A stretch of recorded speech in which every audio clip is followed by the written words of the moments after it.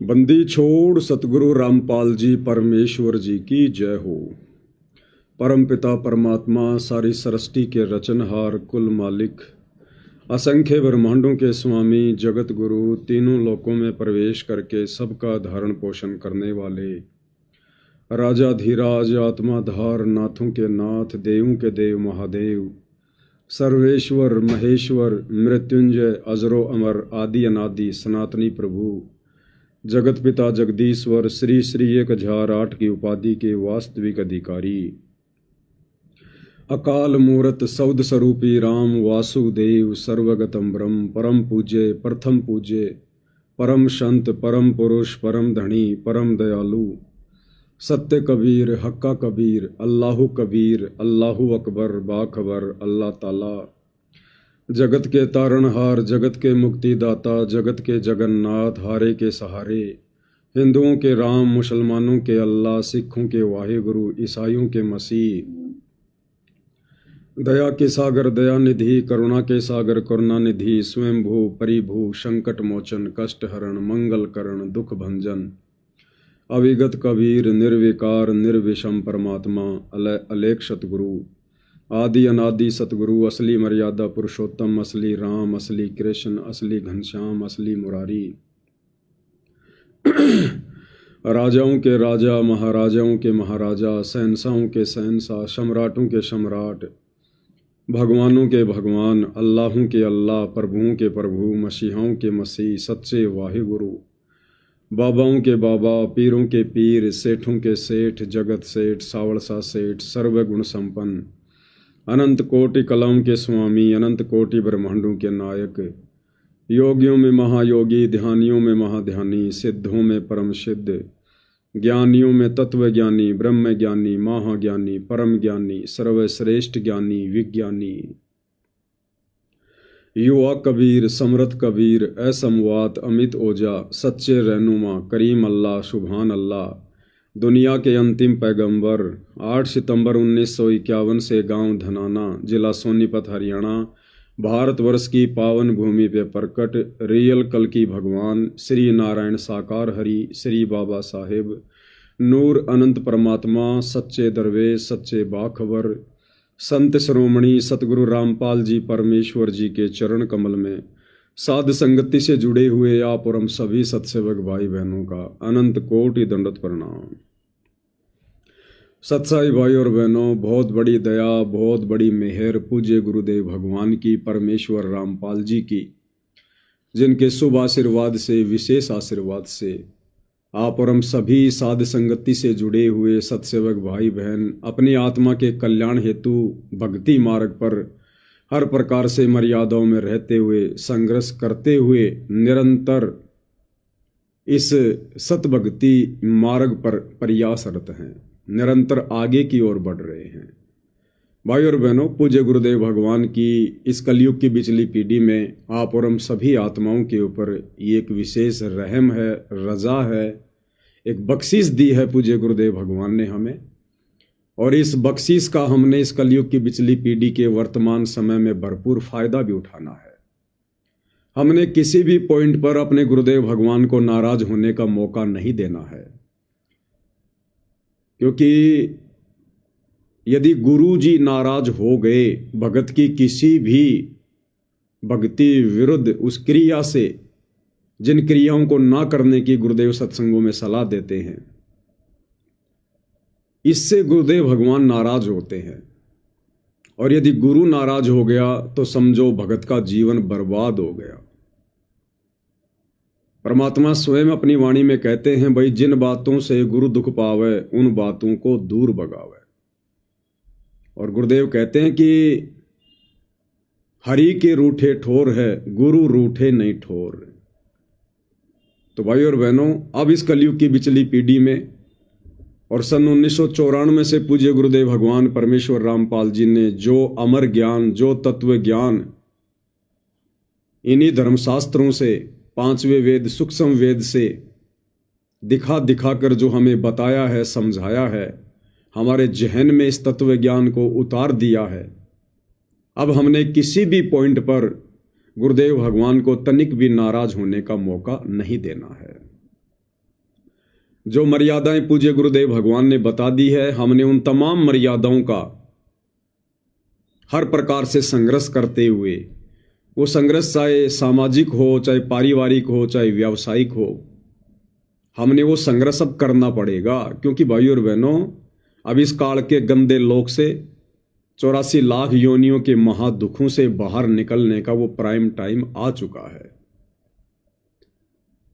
अगर वर्तमान में हम संघर्ष नहीं करेंगे मर्यादाओं के लिए, घर वालों के डराने से, धमकाने से, समाज के द्वारा दबाव बनाने से, भाईचारे रिश्तेदारों की लोकलाज के कारण यदि हमने मर्यादाएं तोड़ दी, नियम भंग कर दिए, तो भाई और बहनों फिर अगला जीवन 84 लाख योनियों में, फिर 84 लाख योनियों में जो महाकष्ट हम भोगेंगे और अनंत बार भोग चुके हैं, फिर उन कष्टों से भला हमें कौन छुड़ाएगा। तो उन 84 लाख योनियों के महाकष्टों से अच्छा है हम वर्तमान मनुष्य शरीर में थोड़ा बहुत संघर्ष, थोड़े बहुत कष्ट, थोड़ी बहुत परेशानियां, घर की, परिवार की, पति की, पत्नी की, माता पिता की, सास ससुर की, बेटा बेटियों की, समाज की, रिश्तेदारों की, हम वर्तमान में ही सहन कर लें। और सहन करते करते हमने प्यार और प्रेम से ही पेश आना है। हमने किसी के साथ लड़ाई झगड़ा नहीं करना, हमने किसी के भी साथ मन मुटाव नहीं करना है। भगत ने अपने अंदर दूसरों के प्रति राग द्वेष ईर्ष्या नहीं पालनी है।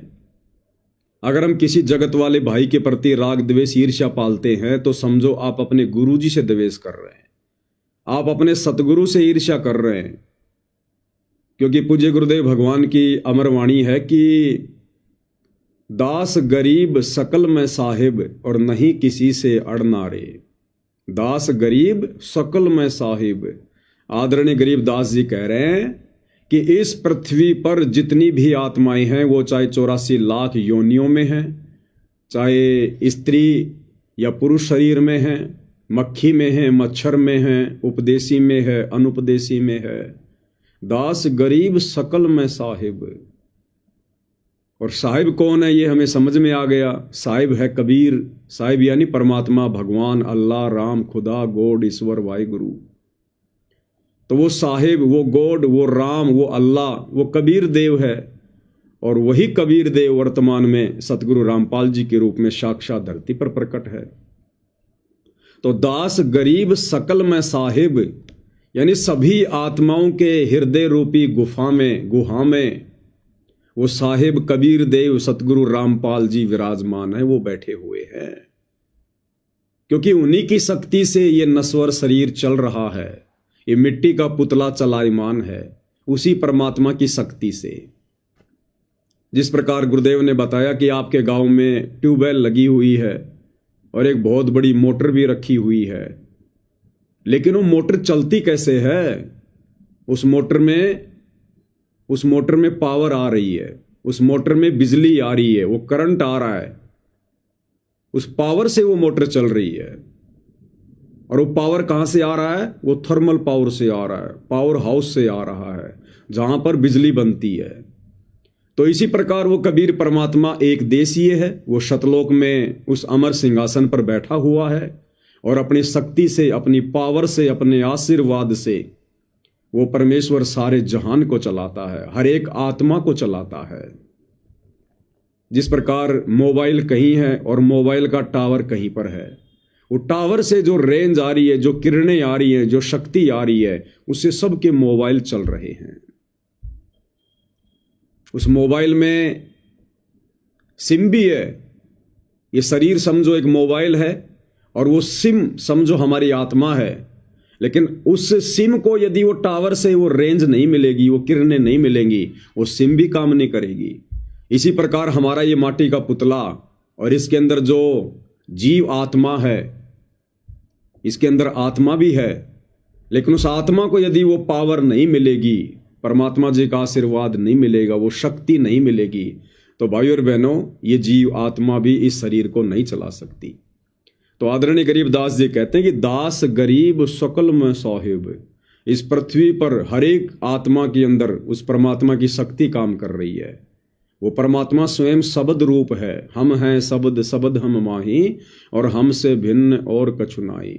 तो शब्द रूप में वो कबीर भगवान अर्थात सतगुरु रामपाल जी सभी जीवात्माओं की हृदय रूपी गुहा में बैठे हुए हैं। अब यदि हम इस संसार में अगर हम किसी कुत्ते से भी नफरत करेंगे, गधे से भी नफरत करेंगे, उसको मारेंगे, पीटेंगे, या किसी व्यक्ति से, वो चाहे उपदेशी है, अनुपदेशी है, अगर हम राग द्वेष करेंगे, ईर्ष्या करेंगे, उसके बारे में निंदा चुगली करेंगे, उसके बारे में हम गंदा सोचेंगे, बुरा सोचेंगे, तो भाई और बहनों, हम अपने गुरुदेव भगवान के विषय में वैसा सोच रहे हैं फिर। इसलिए परमेश्वर हमें यह तत्व ज्ञान देने आते हैं कि बच्चों, आपने साधुता दिखानी है। एक भगत के अंदर जो भगत के गुण होते हैं, लक्षण होते हैं, क्योंकि एक भगत की भूमिका, एक दास की भूमिका स्वयं हमारे पूज्य गुरुदेव भगवान भी निभा कर दिखाते हैं। तो हमने तो अपने गुरुदेव भगवान को फॉलो करना है, उनको अनुसरण करना है, उनके भगत वाले जीवन को देखकर हमने भगत बनने की दिशा में आगे बढ़ना है। इसलिए गरीबदास जी कह रहे हैं, दास गरीब सकल में साहिब, नहीं किसी से अड़ना रे। हमने किसी को अपना शत्रु नहीं समझना है। मालिक की वाणी है ना, एक शत्रु एक मित्र है, भूल पड़ी रे प्राण, यम की नगरी जाएगा शब्द हमारा मान। इसलिए भाई और बहनों, हम सत्सेवक भाई बहनों ने जितनी भी आत्माएं साध संगति से जुड़ी हुई हैं, हंस बनने की दिशा में निरंतर आगे की ओर बढ़ रही हैं। हम भाई बहनों ने गुरुदेव के प्रत्येक वचन को लक्ष्मण रेखा मानकर भक्ति मार्ग पर आगे बढ़ना है। काल प्रेरणा से जगत वाले भाई बंधु लोग चाहे हमारा कितना ही विरोध करें, घर परिवार रिश्तेदार कितना ही विरोध करें, चाहे हमारे साथ मार पिटाई क्यों ना करें, ये दास का तो बेटर एक्सपीरियंस है। दास की तो कई बार हो चुकी है मार पिटाई, भक्तों ने भी कर दी है, जगत वालों ने भी बहुत की है, नाम दीक्षा से पहले, और नाम दीक्षा के बाद तो भक्तों ने पिटाई कर दी बहुत ज्यादा। तो दास का तो भाई और बहनों बेटर एक्सपीरियंस है, तभी परमात्मा हमारे निकट आएगा। हमने उनके प्रति मन में भी द्वेष पैदा नहीं करना कि इसने मुझे क्यों मारा, हे भगवान इसकी टिकट कब कटेगी, इसका बुरा कब होगा, इसके बुरे दिन कब आएंगे। यदि हमने इतना भी सोच लिया तो भी वो परमात्मा हमारे हृदय रूपी गुहा से बाहर निकल जाएगा। जो नियम है पूज्य गुरुदेव भगवान के, वो नियम है, तब वो परमात्मा हमारे निकट आएगा। क्योंकि ये बंधन है भाई और बहनों, राग द्वेष ईर्ष्या मनमुटाव छल कपट, किसी से ज्यादा मित्रता करना, किसी से ज्यादा बैर भाव करना, ये सब काल के हथकंडे हैं, काल की बेड़ियां हैं। यदि हमने एक भी बेड़ी को, एक भी जंजीर को नहीं काटा तो भला काल हमें कैसे छोड़ेगा। इसलिए हमने अपनी सभी हथकड़ियां कटवानी है, सभी जंजीरें हमने कटवानी हैं। इसलिए गुरुदेव भगवान कहते हैं कि यो गुरु ज्ञान विज्ञान वाणी, जीवित ही जग में मरो। अब जीवित ही संसार में मर जाना यही है। जिस प्रकार मरा हुआ व्यक्ति, अब उस मरे हुए व्यक्ति का ना कोई मित्र होता है ना कोई शत्रु होता है। उस मरे हुए व्यक्ति को चाहे कोई गालियां दो, चाहे उसके ऊपर कोई लठ बरसाओ, चाहे उसको आग में जलाओ, चाहे जमीन में दफनाओ, वो कुछ नहीं कहता, कुछ नहीं बोलता, वो शुष्कता भी नहीं है, चुशकता भी नहीं है। चाहे कोई उसकी कितनी मान सम्मान करो, उसकी बड़ाई करो, कुछ नहीं बोलता वो। ना वो मान बड़ाई करने से प्रसन्न होता है, ना किसी के द्वारा गाली निकालने से, मारपीट करने से, गंदा बोलने से वो दुखी होता है, क्योंकि वो मर चुका है।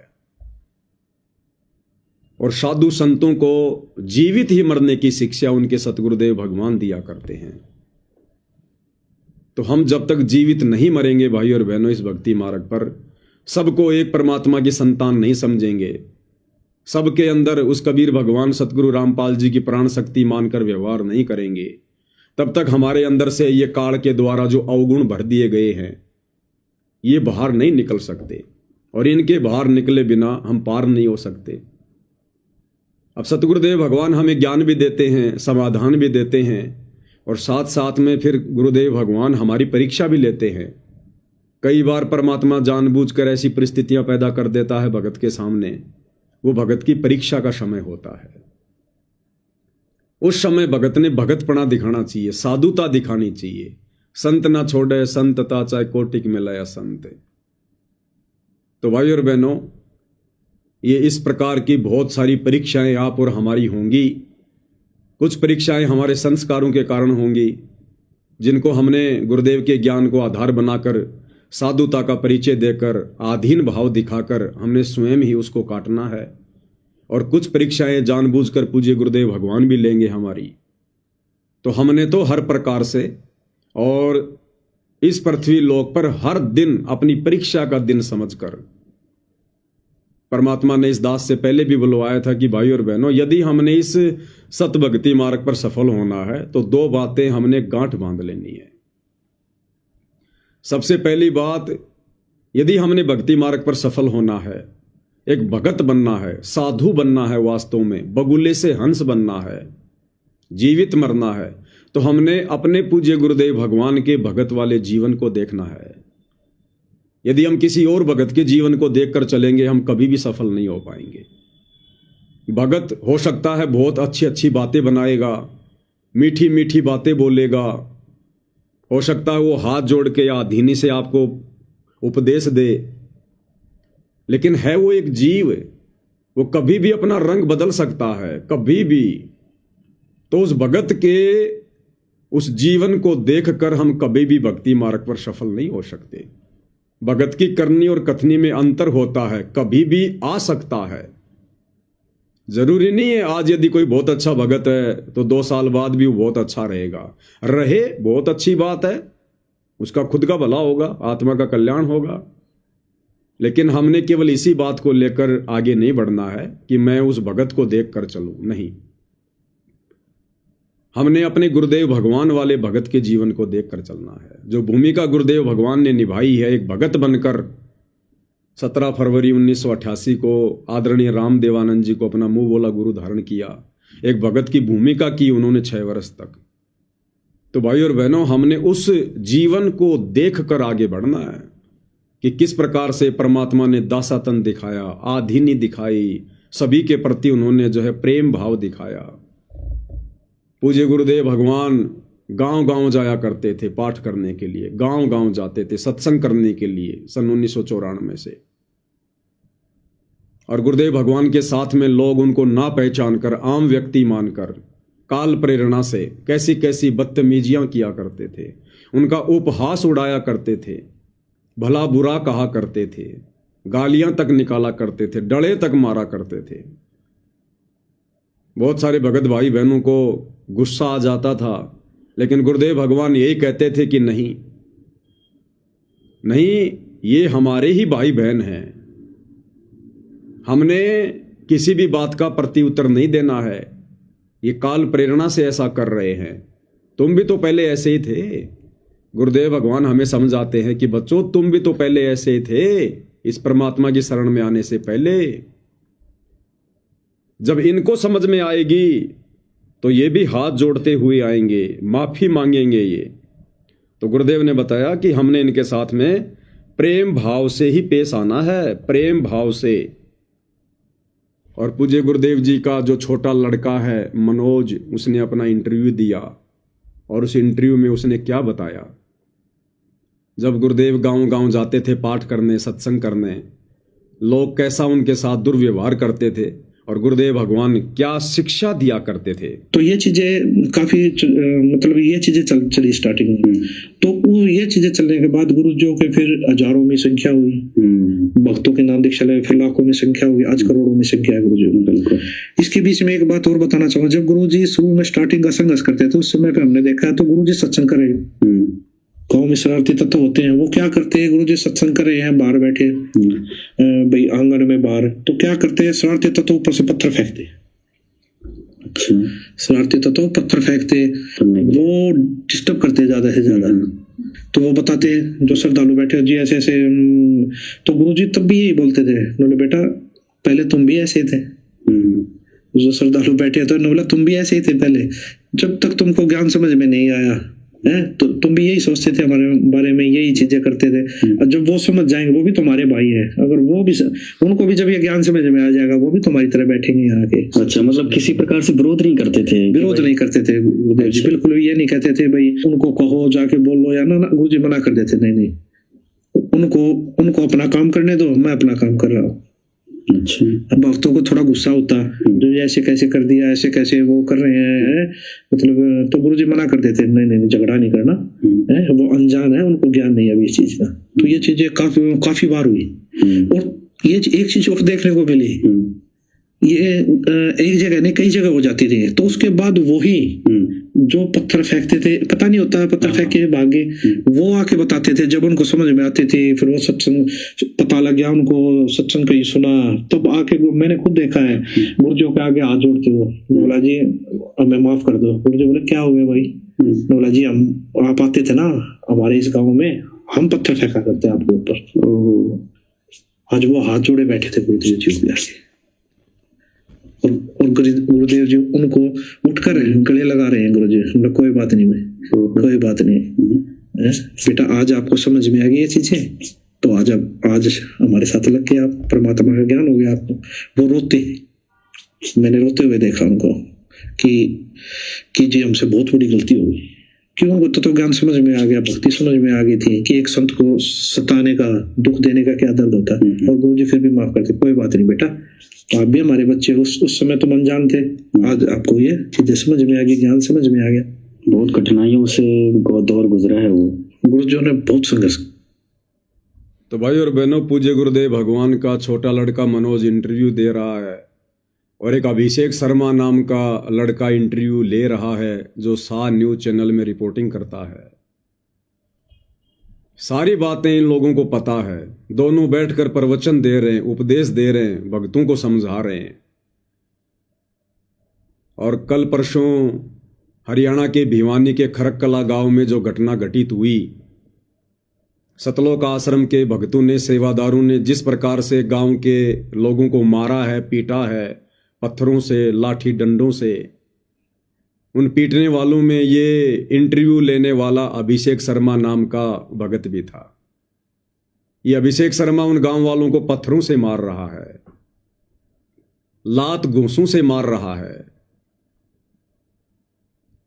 और भगत समाज को मनोज का इंटरव्यू लेते हुए क्या शिक्षा दे रहा है, क्या बातें हो रही हैं कि जब गुरुदेव गांव गांव जाते थे, लोग उनके ऊपर पत्थर बरसाया करते थे, गुरुदेव कुछ नहीं कहा करते थे, उनका कोई विरोध नहीं करते थे। और गुरुदेव के कुछ भगत कहते थे जी इन्होंने ऐसे क्यों कर दिया, ये कर दिया। जब वो गुस्सा करते थे तो गुरुदेव अपने भक्तों को मना करते थे कि नहीं भाई, ये भी तुम्हारे भाई बहन हैं, तुम भी तो पहले ऐसे ही थे जब तक तुम्हें ज्ञान समझ में नहीं आया। भाई जब इनको ज्ञान समझ में आएगा तो ये भी फिर भगत बन जाएंगे। और फिर मनोज कह रहा है कि मैंने अपनी आंखों से देखा है, फिर वही लोग जो गुरुजी के ऊपर पत्थर बरसाया करते थे, गालियां निकाला करते थे, फिर गुरुजी के चरणों में आकर रोया करते थे, माफी मांगा करते थे कि जी हमें माफ कर दो, हम वही दुष्ट हैं जो आपके ऊपर हम पत्थर बरसाया करते थे। और अब क्या हो गया, भगत समाज को दोनों बैठकर शिक्षा दे रहे हैं। इसलिए भाई और बहनों, इन आश्रम वालों की किसी भी शिक्षा का कोई असर भगत समाज पे नहीं हो रहा, क्योंकि इनके अंदर तो राग द्वेष ईर्ष्या भरी हुई है।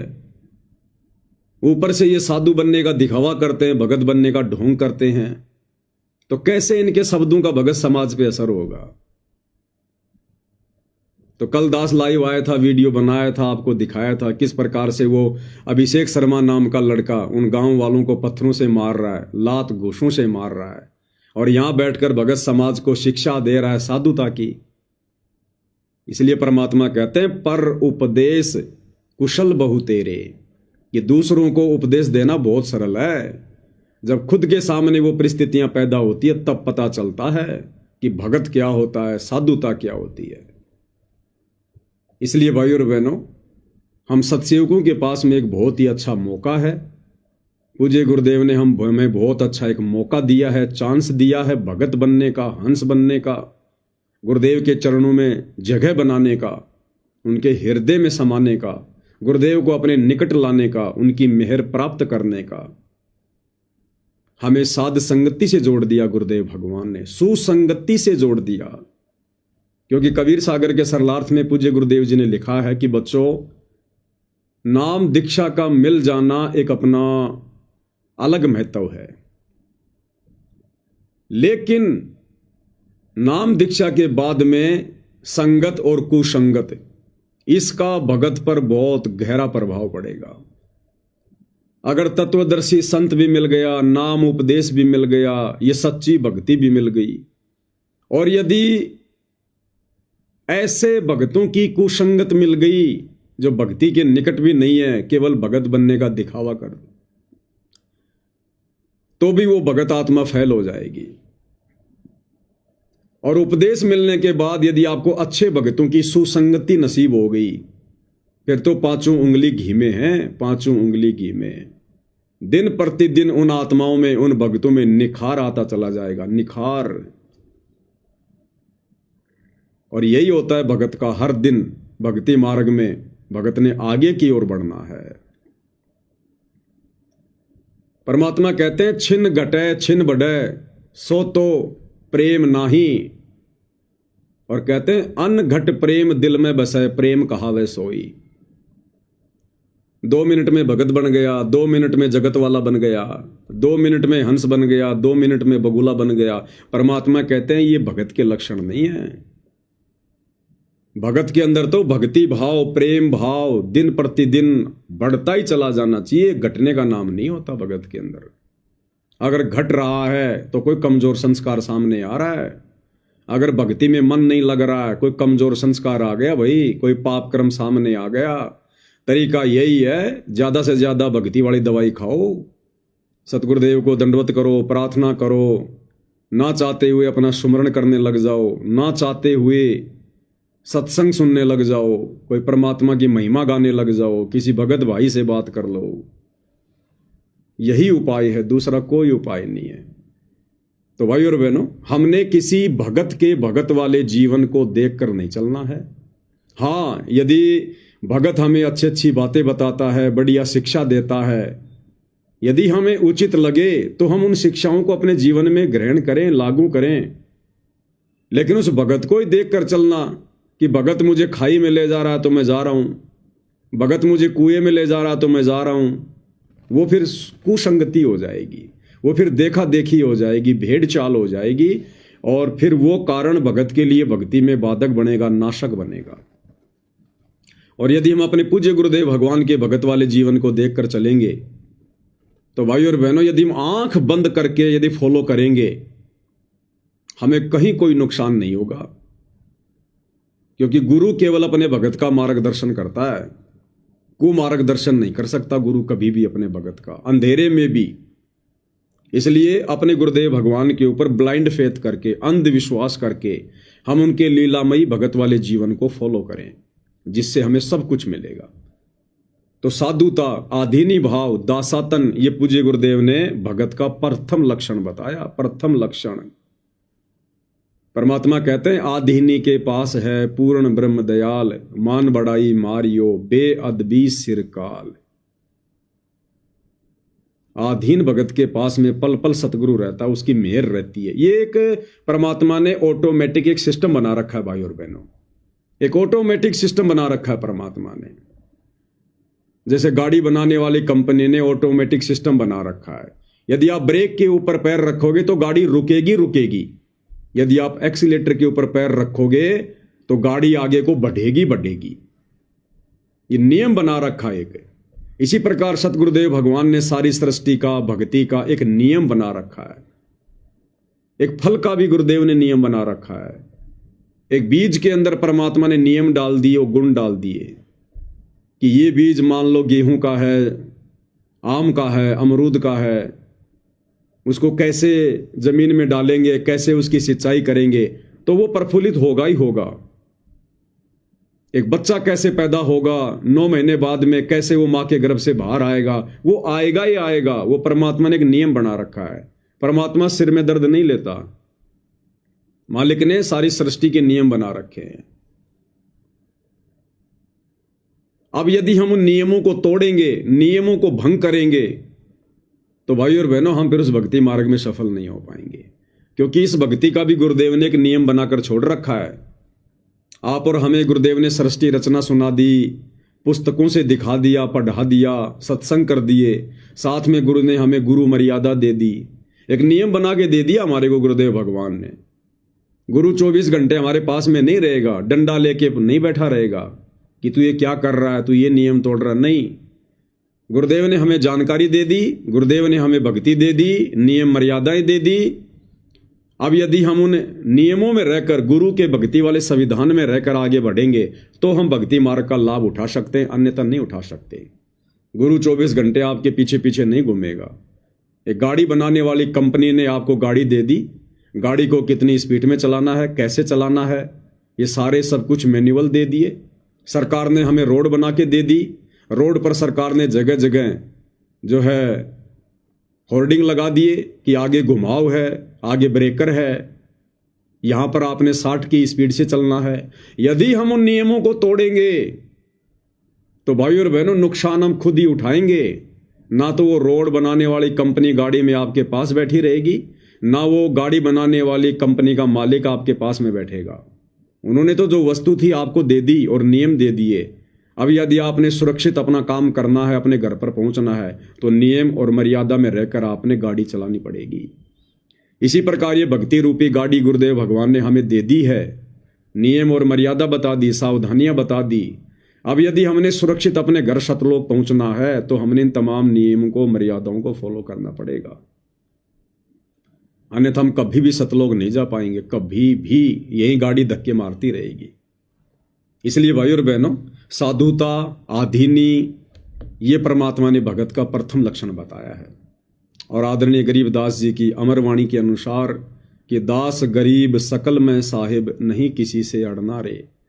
यदि हमने किसी को भी अपना दुश्मन समझा, हाँ, दुनिया चाहे हमें अनजान में, अज्ञानता में, नादानी में, मूर्खता में, दुनिया वाले चाहे हमें लाख अपना दुश्मन समझें, अपना शत्रु समझें, हमारे साथ दुश्मन जैसा व्यवहार करें, शत्रु जैसा व्यवहार करें, वो उनके कर्म है, वो उनकी मर्जी है, हमारे ऊपर कोई असर नहीं पड़ेगा, कोई फर्क नहीं पड़ेगा यदि हम मर्यादा में हैं तो। जैसे 2020 में कोरोना की बीमारी आई, बहुत सारे लोगों ने इंजेक्शन वगैरह लगवा लिए, और जिन लोगों ने नहीं लगवाए, बहुत सारे लोग ऐसे थे उन्होंने नहीं लगवाए, मैंने भी नहीं लगवाया। तो जो लोग ज़्यादा डरे हुए थे, जिन लोगों ने इंजेक्शन लगवा लिए थे, वो जब कभी कभार ऐसे लोगों से मिलते थे जिन लोगों ने इंजेक्शन नहीं लगवा रखे थे, तो इंजेक्शन लगवाए हुए लोग डर कर कहते थे कि भाई तूने क्यों नहीं लगवाया इंजेक्शन? अरे भैया मैं तो तेरे पास में नहीं बैठूंगा, इंजेक्शन लगवा, तू मुझे संक्रमित कर देगा। और जिसने इंजेक्शन नहीं लगवाया वो क्या कहता था कि भाई तूने तो लगवा रखा है ना। अरे मैंने नहीं लगवाया, लेकिन तूने तो लगवा लिया, तो तेरा तो बचाव होना चाहिए, फिर तू क्यों डर रहा है? अरे डरना तो मेरे को चाहिए जिसने नहीं लगवाया, और तूने इंजेक्शन भी लगवा लिया, फिर भी तू करा कि नहीं नहीं दूर रह, तू भी लगवा इंजेक्शन। अरे तूने तो अपना बचाव कर लिया ना, अपना प्रोटेक्शन तूने कर लिया ना, फिर मेरे से क्यों डर रहा है? इसका मतलब उस व्यक्ति को खुद के इंजेक्शन पर भी भरोसा नहीं है। ठीक इसी प्रकार भाई और बहनों, इस सतभक्ति मार्ग पर अब हमने हर प्रकार से अपने पूज्य गुरुदेव भगवान पर ब्लाइंड फेथ करके आगे बढ़ना है। और दुनिया वाले चाहे हमसे लाख शत्रुता निभाएं, हमसे लाख राग द्वेष करें, हाँ, पर हमारा बाल भी बाका नहीं होगा, बाल भी, क्योंकि हमने सतगुरुदेव भगवान का मर्यादा रूपी इंजेक्शन लगवा रखा है। और ये इंजेक्शन जिसने एक बार लगवा लिया और दवाई को ढंग से जो अंदर जाने देगा, उसका फिर बाल भी बाका नहीं हो सकता, बाल भी बाका। तो दुनिया चाहे हमसे लाख दुश्मनी करें, भगत चाहे हमसे लाख वैर भाव करें, क्योंकि सारे लोग भगत नहीं होते, नाम दीक्षा लेते कोई भगत नहीं बन जाता। कोई लोग 20-20 साल में भी भगत नहीं बन पाए अभी तक। सतगुरुदेव भगवान का कलयुगी परिवार, उनके बेटा बेटी, भाई बंधु रिश्तेदार अभी तक भगत नहीं बन पाए। उनको तो 30-30 वर्ष हो गए नाम दीक्षा लिए हुए, आज भी वो बगुले के बगुले हैं। रोज हिसार जेल से गुरुदेव के संदेश आते हैं, गुरुदेव रोते हैं, उनको डांटते हैं, फटकारते हैं कि नालायको तुम कब भगत बनोगे, तुम कौन से दिन सुधरोगे, क्यों तुम मुझे दुखी कर रहे हो, क्यों भगवान को दुखी कर रहे हो, क्यों तुम मेरा रिजल्ट जो है खराब कर रहे हो। तो भाई अभी तक तो पूज्य गुरुदेव भगवान का कलयुगी परिवार ही सन 2025 तक भगत नहीं बना। जो पिछले 20 वर्षों से, 25 वर्षों से, 30 वर्षों से दीक्षा लेकर और संगत में बहुत बड़े भगत बनने का दिखावा कर रहे हैं।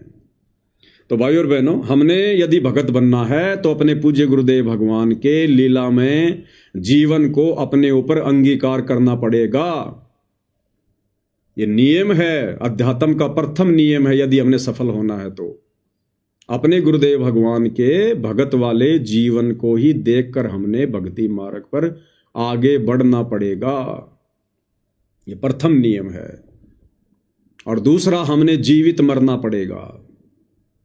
फिर हमने जीवित मरना पड़ेगा। ये समाज की लोक लाज, झूठी मर्यादा, ये लोक दिखावा, ब्याह शादी, भात छूछक, ये फालतू का ऋण संस्कार बढ़ाने वाला लेन देन करना, ये त्योहार वगैरह मनाना जिनका वर्तमान में कोई औचित्य नहीं है, इन तमाम समाज के अनुकूल और भक्ति के प्रतिकूल, भक्ति के विरुद्ध ये जितनी भी सामाजिक मर्यादा है, हमने इनको छोड़ना पड़ेगा।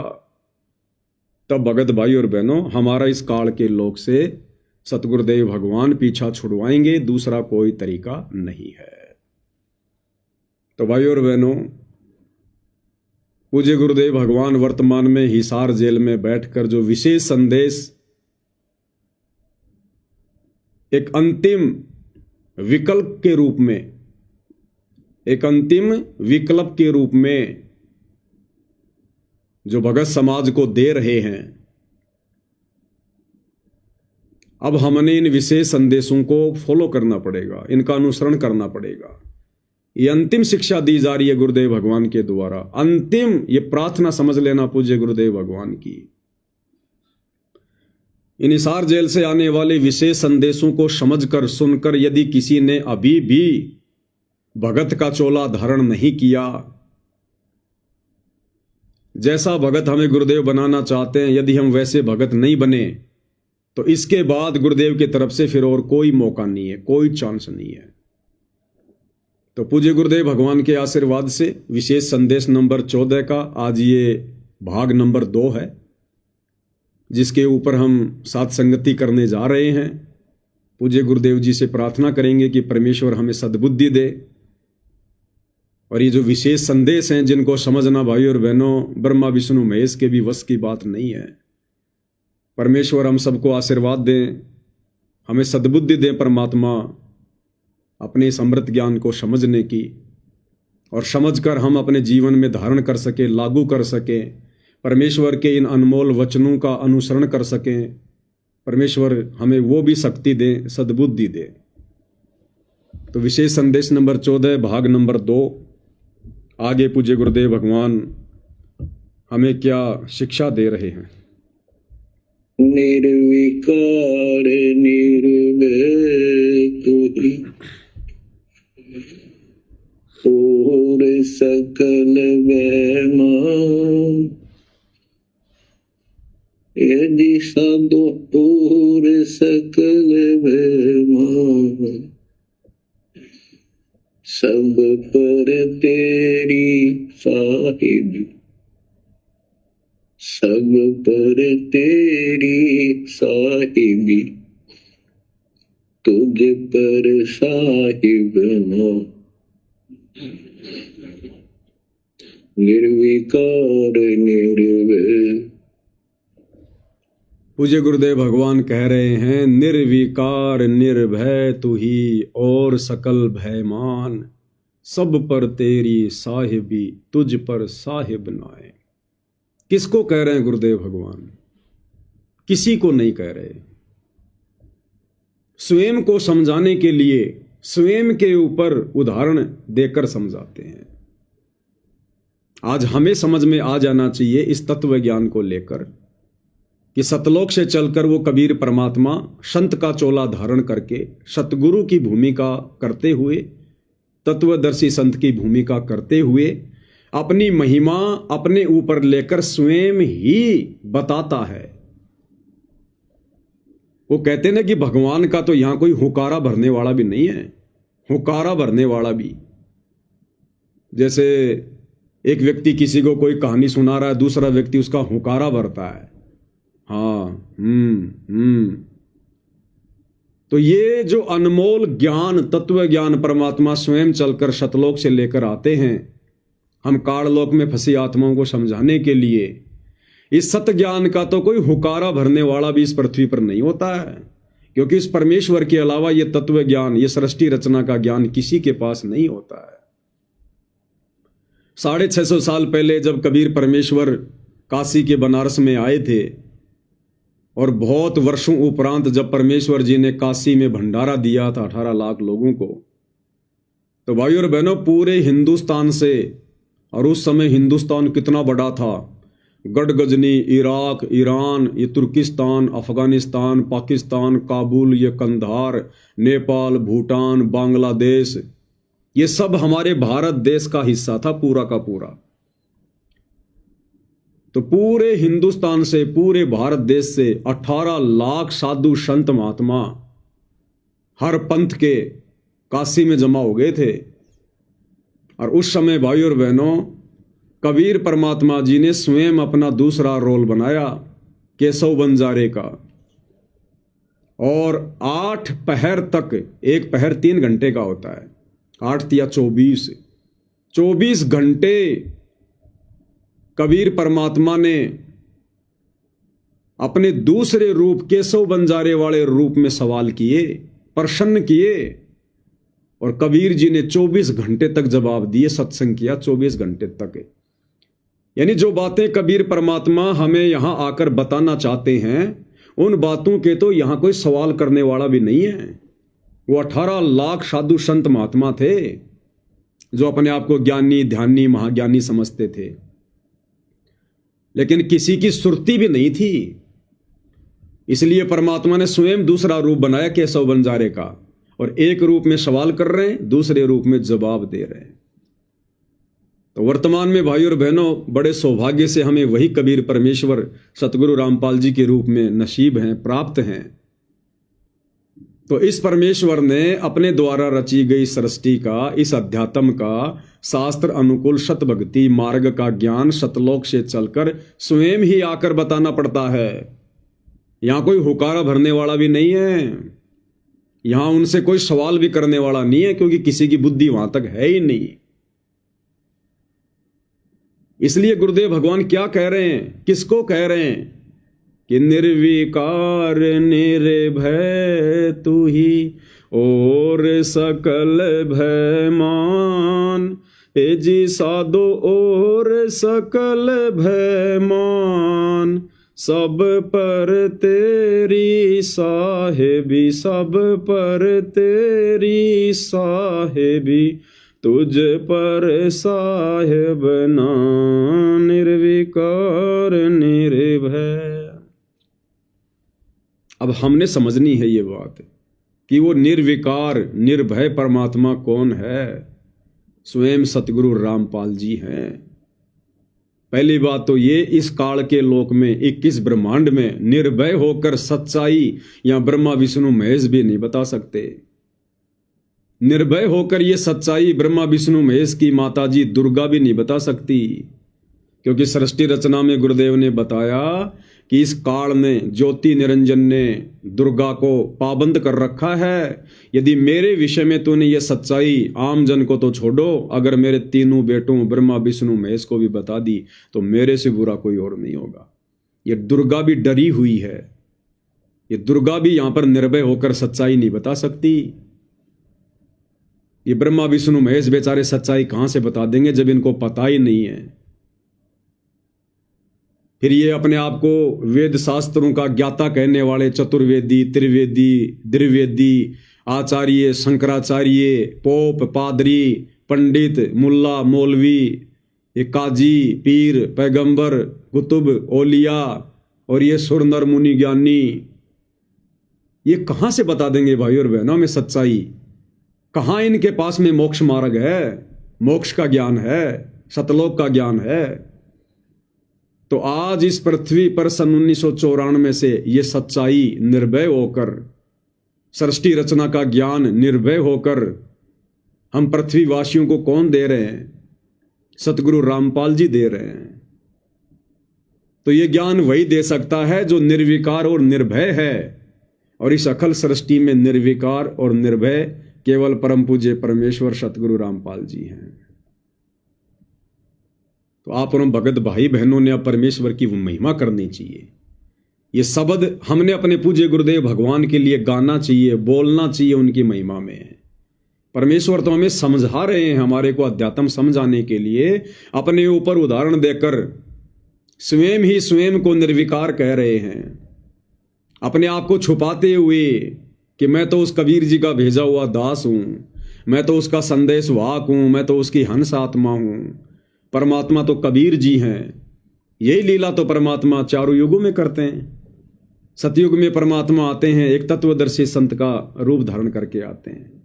सतयुग में सतसुकृत ऋषि के नाम से आए, अपने आप को कभी नहीं कहा कि मैं भगवान हूं, मैं परमात्मा हूं, और यही ज्ञान दिया करते थे जो ज्ञान आज दे रहे हैं पूज्य गुरुदेव भगवान। सन 1994 से दे रहे हैं गुरुदेव भगवान, लेकिन किसी ने भी उनके ज्ञान को स्वीकार नहीं किया। मनु जैसे उन तथाकथित विद्वानों ने परमात्मा का नाम ही बदल दिया, वामदेव, वामदेव नाम रख दिया कबीर परमेश्वर जी का, यानी उल्टा ज्ञान देने वाला। त्रेता में परमात्मा मुनिंद्र ऋषि के नाम से आए, लोगों ने विरोध किया। बहुत कम आत्माएं थी जिन्होंने ज्ञान को स्वीकार किया, लेकिन अंत तक वो भी मर्यादाओं में नहीं रह पाए। द्वापर में परमात्मा करुणा में ऋषि के नाम से आए, यही सत ज्ञान दिया, यही सृष्टि रचना का ज्ञान दिया। अपने आप को दास कहा करते थे, परमात्मा का भेजा हुआ संदेश वाहक कहा करते थे। 650 साल पहले कलयुग के प्रथम चरण में कबीर नाम से आए, और अपने आप को कभी भी नहीं कहा कि मैं भगवान हूं, मैं परमात्मा हूं।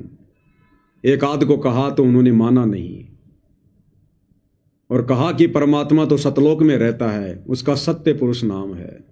अब क्या नाम बताए परमात्मा का, क्योंकि कबीर नाम से तो खुद आए हुए थे, गुरु बनकर भूमिका कर रहे थे। अगर ये कहें कि भाई कबीर भगवान है तो लोग मानने को तैयार नहीं, तो कहा करते थे कि सत्य पुरुष ने मुझे भेजा है, सत्य पुरुष ने। तो ठीक ही यही स्थिति भाई और बहनों वर्तमान में है। जब तक हम आत्माओं को ज्ञान नहीं हो जाता, गुरु की पहचान नहीं हो जाती है, तब तक गुरुदेव भगवान इसी इस प्रकार से अपने आप को छुपाते रहेंगे, अपने से अन्य को परमात्मा बताकर हम तक ज्ञान पहुंचाते रहेंगे, हमारी बुद्धि को विकसित करते रहेंगे। और ये कार्यक्रम तो परमात्मा का आजीवन चलता रहेगा।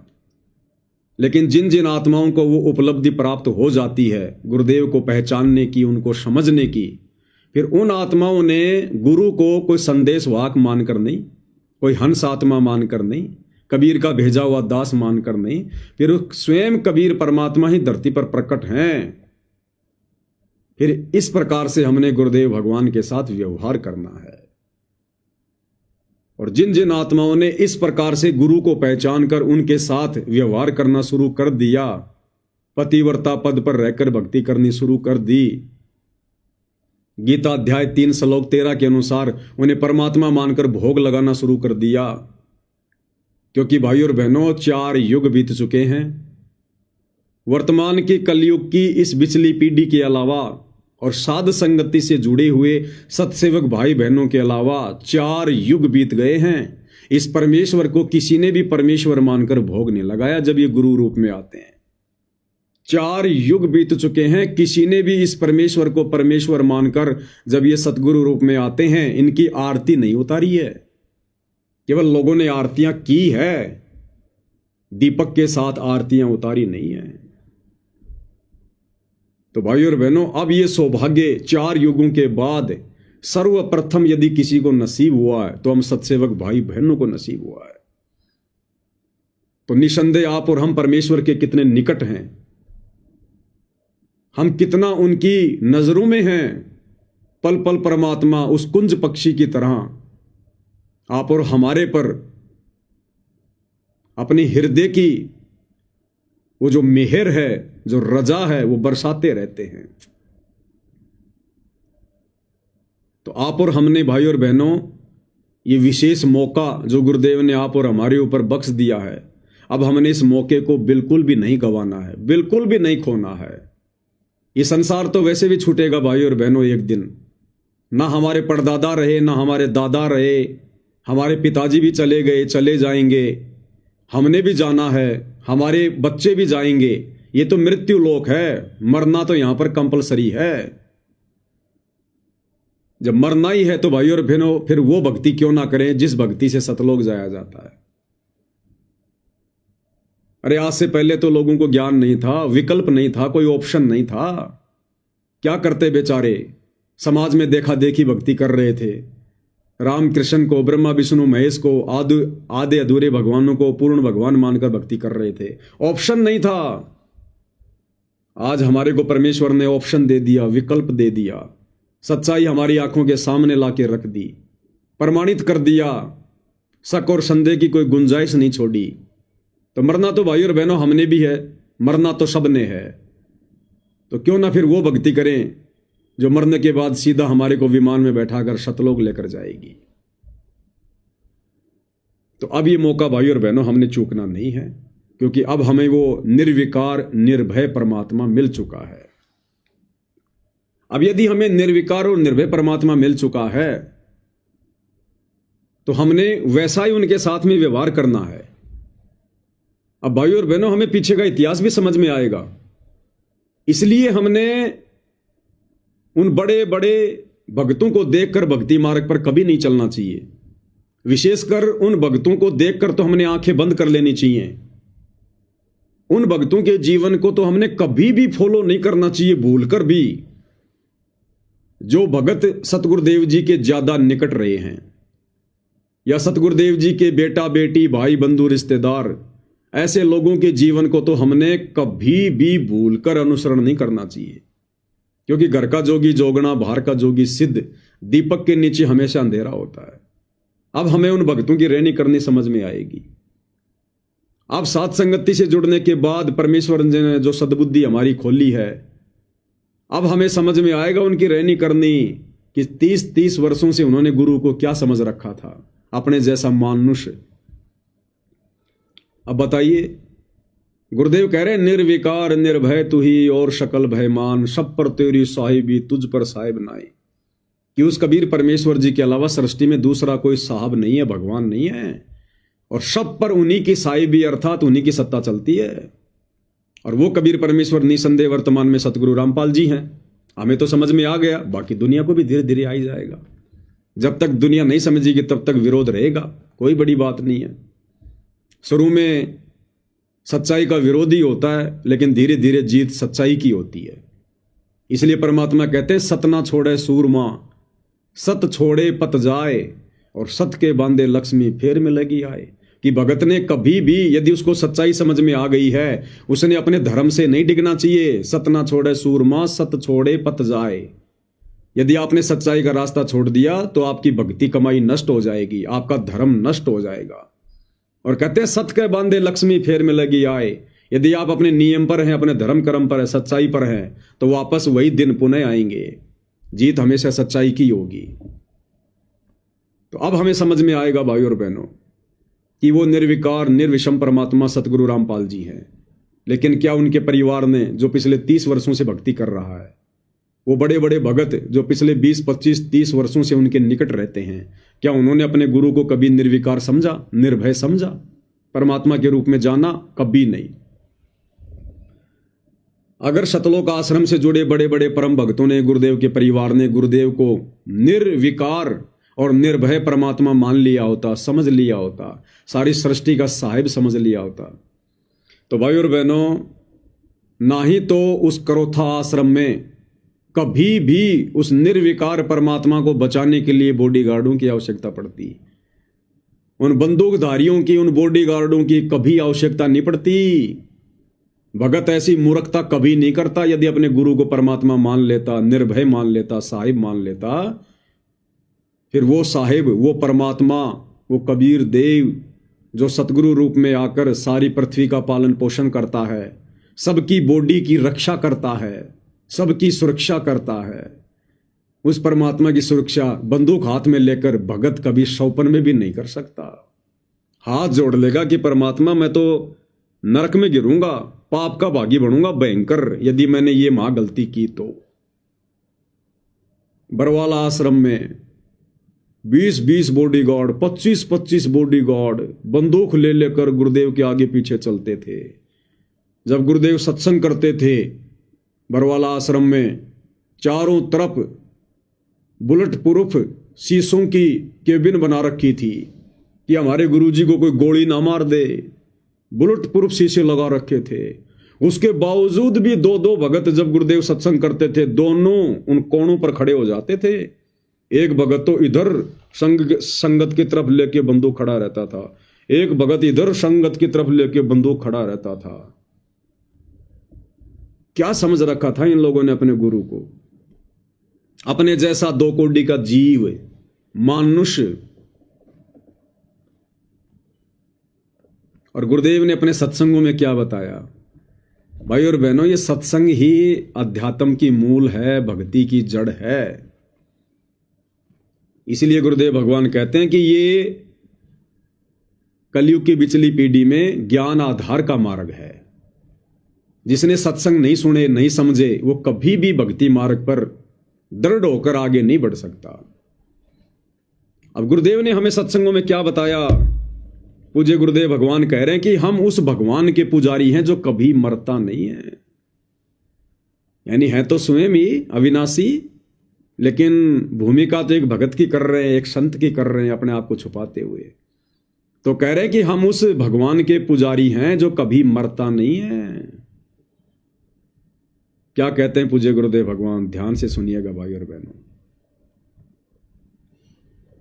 कंस मार दिया, किसी ने रावण मार दिया। हम उस भगवान के पुजारी है जो मारता नहीं, वो सबका रक्षक है। कर्म आधार पर छोड़ देता, जो उससे जैसे करेगा वो भर लेगा, लेकिन वो मारता नहीं और मरता भी नहीं किसी से। उसको डर नहीं, हथियार रखता नहीं। इसलिए तो उस परमात्मा के पुजारी हैं जो कभी किसी को मारता नहीं। तो क्या कह रहे हैं गुरुदेव भगवान? कि हम उस भगवान के पुजारी हैं जो कभी किसी को मारता नहीं है और ना वो कभी किसी से मरता है। हम उस भगवान के पुजारी हैं और ना किसी से वो राग द्वेष करता, ना लड़ाई झगड़ा करता, ना मार पिटाई करता, क्योंकि उसने कर्मों के आधार पर सबको छोड़ रखा है। जो जैसे कर्म करेगा उसका फल उसको वैसा ही मिलता रहेगा। इसलिए हमने किसी भी भगत की किसी भी उल्टी सीधी उन क्रियाओं को देखकर डिसीजन नहीं लेना, क्योंकि यहां तो जैसे कर्म करोगे फिर वैसा ही भोग भोगना पड़ेगा। तो हमने केवल उन्हीं चीजों को फॉलो करना है जो गुरुदेव ने बताई है, सत्संगों में बताई है। उनका भोग अच्छा ही होगा, बुरा हो ही नहीं सकता। और कह रहे हम उस भगवान के पुजारी हैं जो कभी किसी को मारता नहीं। जैसे राम ने मार दिए, श्री कृष्ण जी ने मार दिए, शेरा वाली 8 हाथों में 8 हथियार रखती है, हनुमान जी गदा रखते हैं, राम रावण युद्ध में लाखों मार दिए।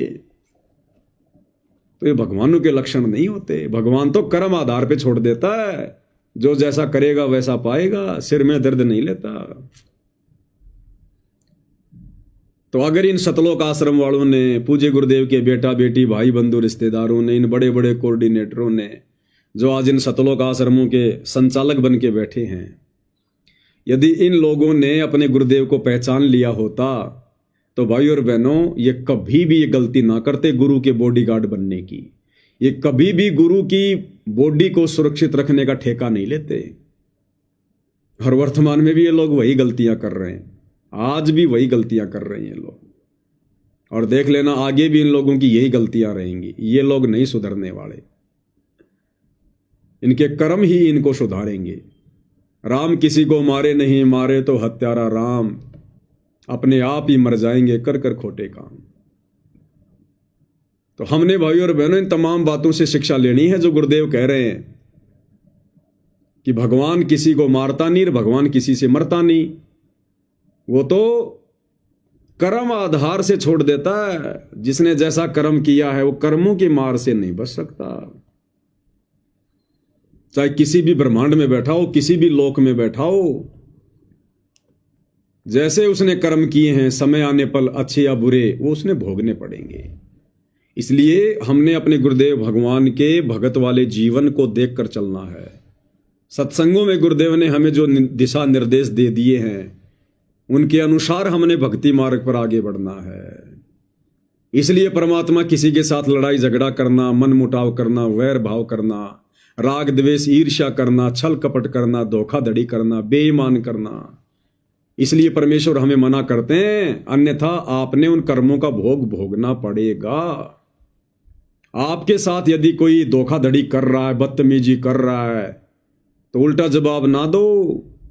आवत गाड़ी एक है, उल्टा हो अनेक है, कबीर ना उल्टी रहे कि एक।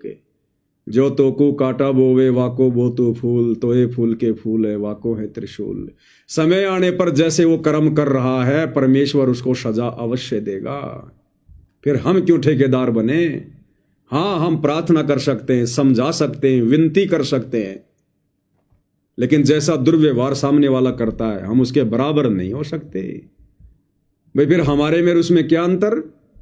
अगर वो जगत वाला होकर, अज्ञानी होकर, अनुपदेशी होकर यदि दुर्व्यवहार कर रहा है और हम भगत होकर, उपदेशी होकर, ये तत्व ज्ञान लेकर भी यदि हम उसके साथ वैसा व्यवहार करेंगे, यदि हम उस पत्थर फेंकने वाले की तरफ ईंट फेंकेंगे, तो हमारे में उसमें क्या अंतर हुआ? बल्कि वो हमसे ज्यादा अच्छा है, क्योंकि वो तो इसलिए कर रहा है क्योंकि उसको ज्ञान नहीं है, और हमारे को ज्ञान होने के बावजूद भी हम उसके जैसा व्यवहार कर रहे हैं उसके साथ है। तो हम तो जानवर से भी बदतर हैं, फिर भगत काहे के? इसलिए भाई और बहनों, परमात्मा हमें जीवित ही मरने की सलाह देते हैं।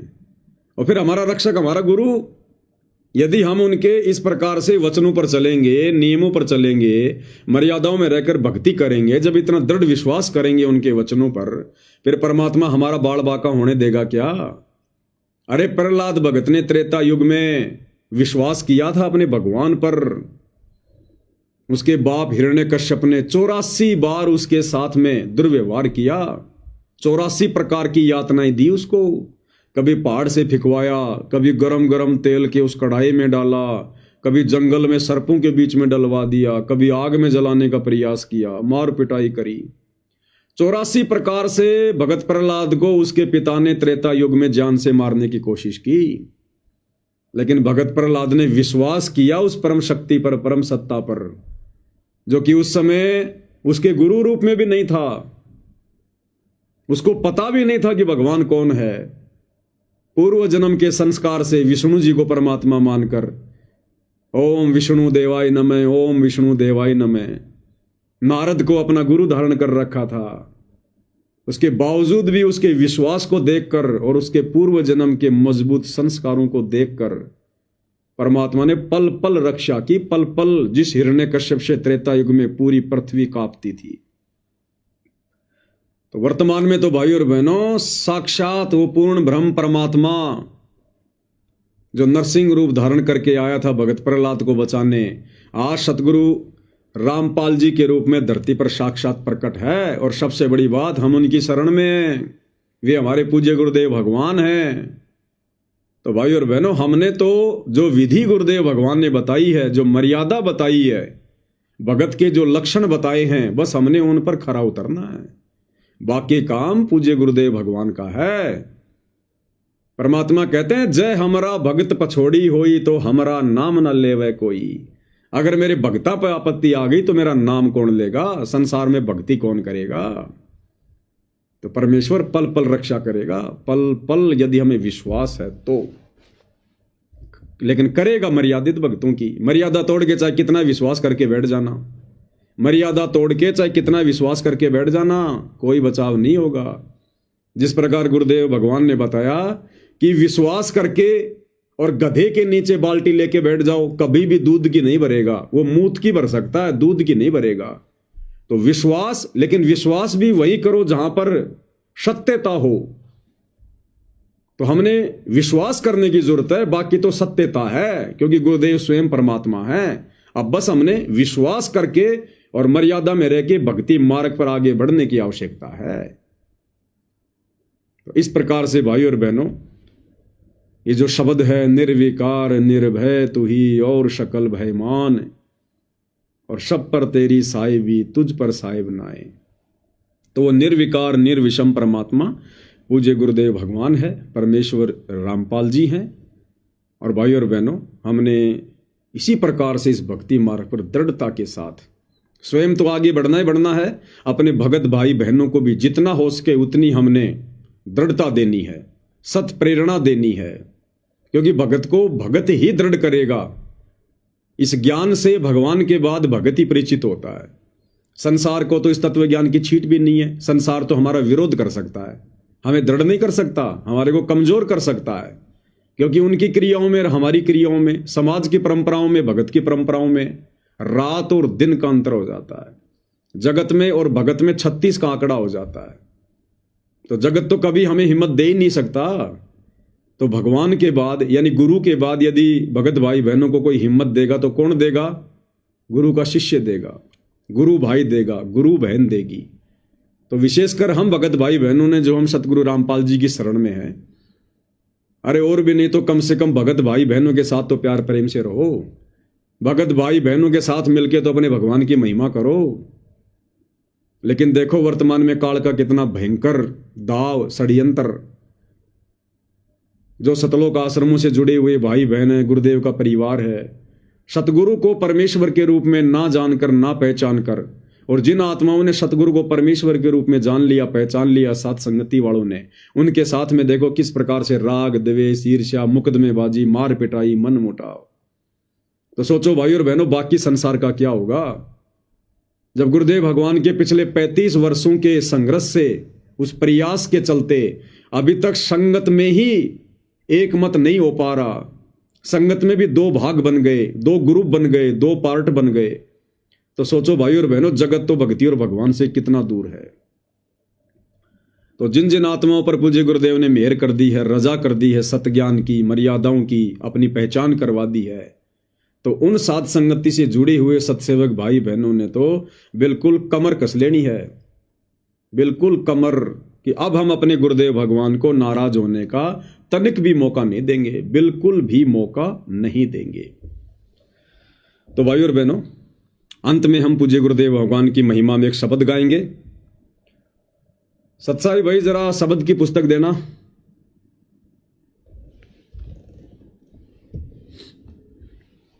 अंत में परमात्मा की महिमा में शब्द गाएंगे मालिक का।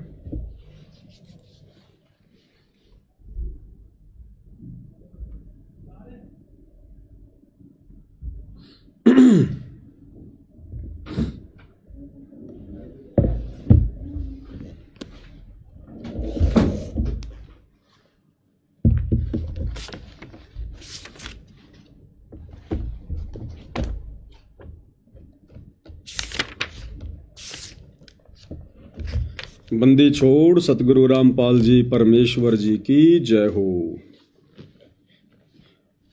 ये सतगुरु महिमा शब्द संग्रह है, जो साथ संगति से जुड़े भाई बहनों ने पूज्य गुरुदेव भगवान की महिमा के लिए जितने भी शब्द जो पूज्य गुरुदेव भगवान ने अपने सत्संगों में गाए हैं, वो सारे शब्द हैं। साथ में सतगुरुदेव जी की महिमा में सत्सेवक भाई बहनों ने जो शब्द बनाए हैं 10-15, वो भी इसमें ऐड है।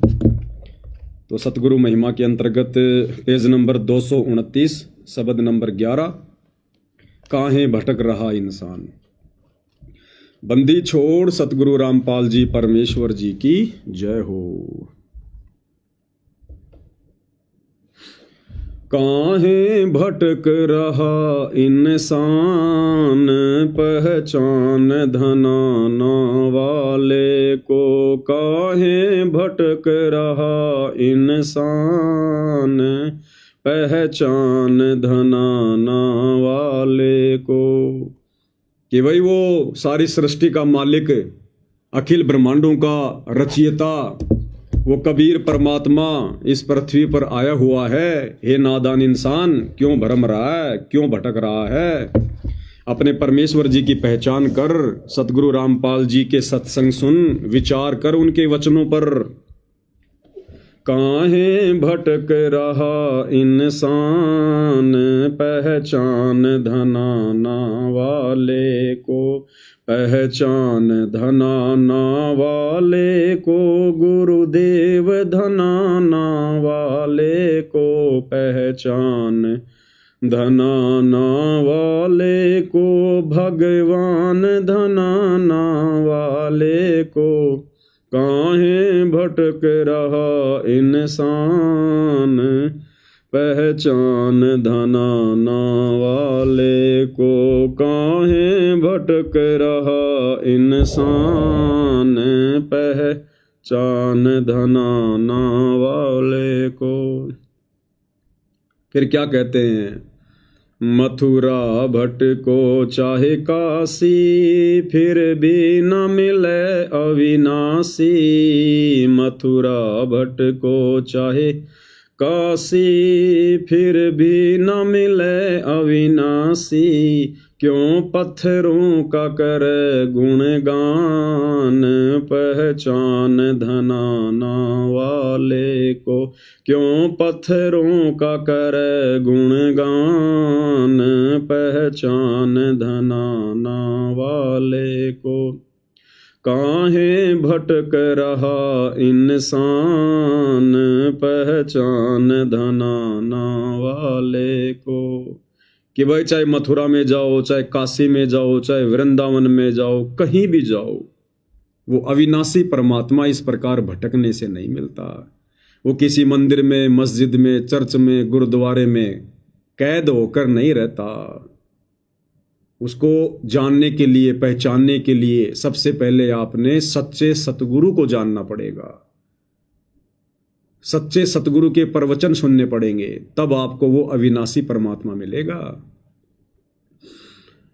और हम इन मंदिरों में, मस्जिदों में, चर्चों में जाकर खाली इन पत्थरों के निर्जीव, बेजुबान, बेबस, लाचार भगवानों की भक्ति कर सकते हैं, झूठा गुणगान कर सकते हैं।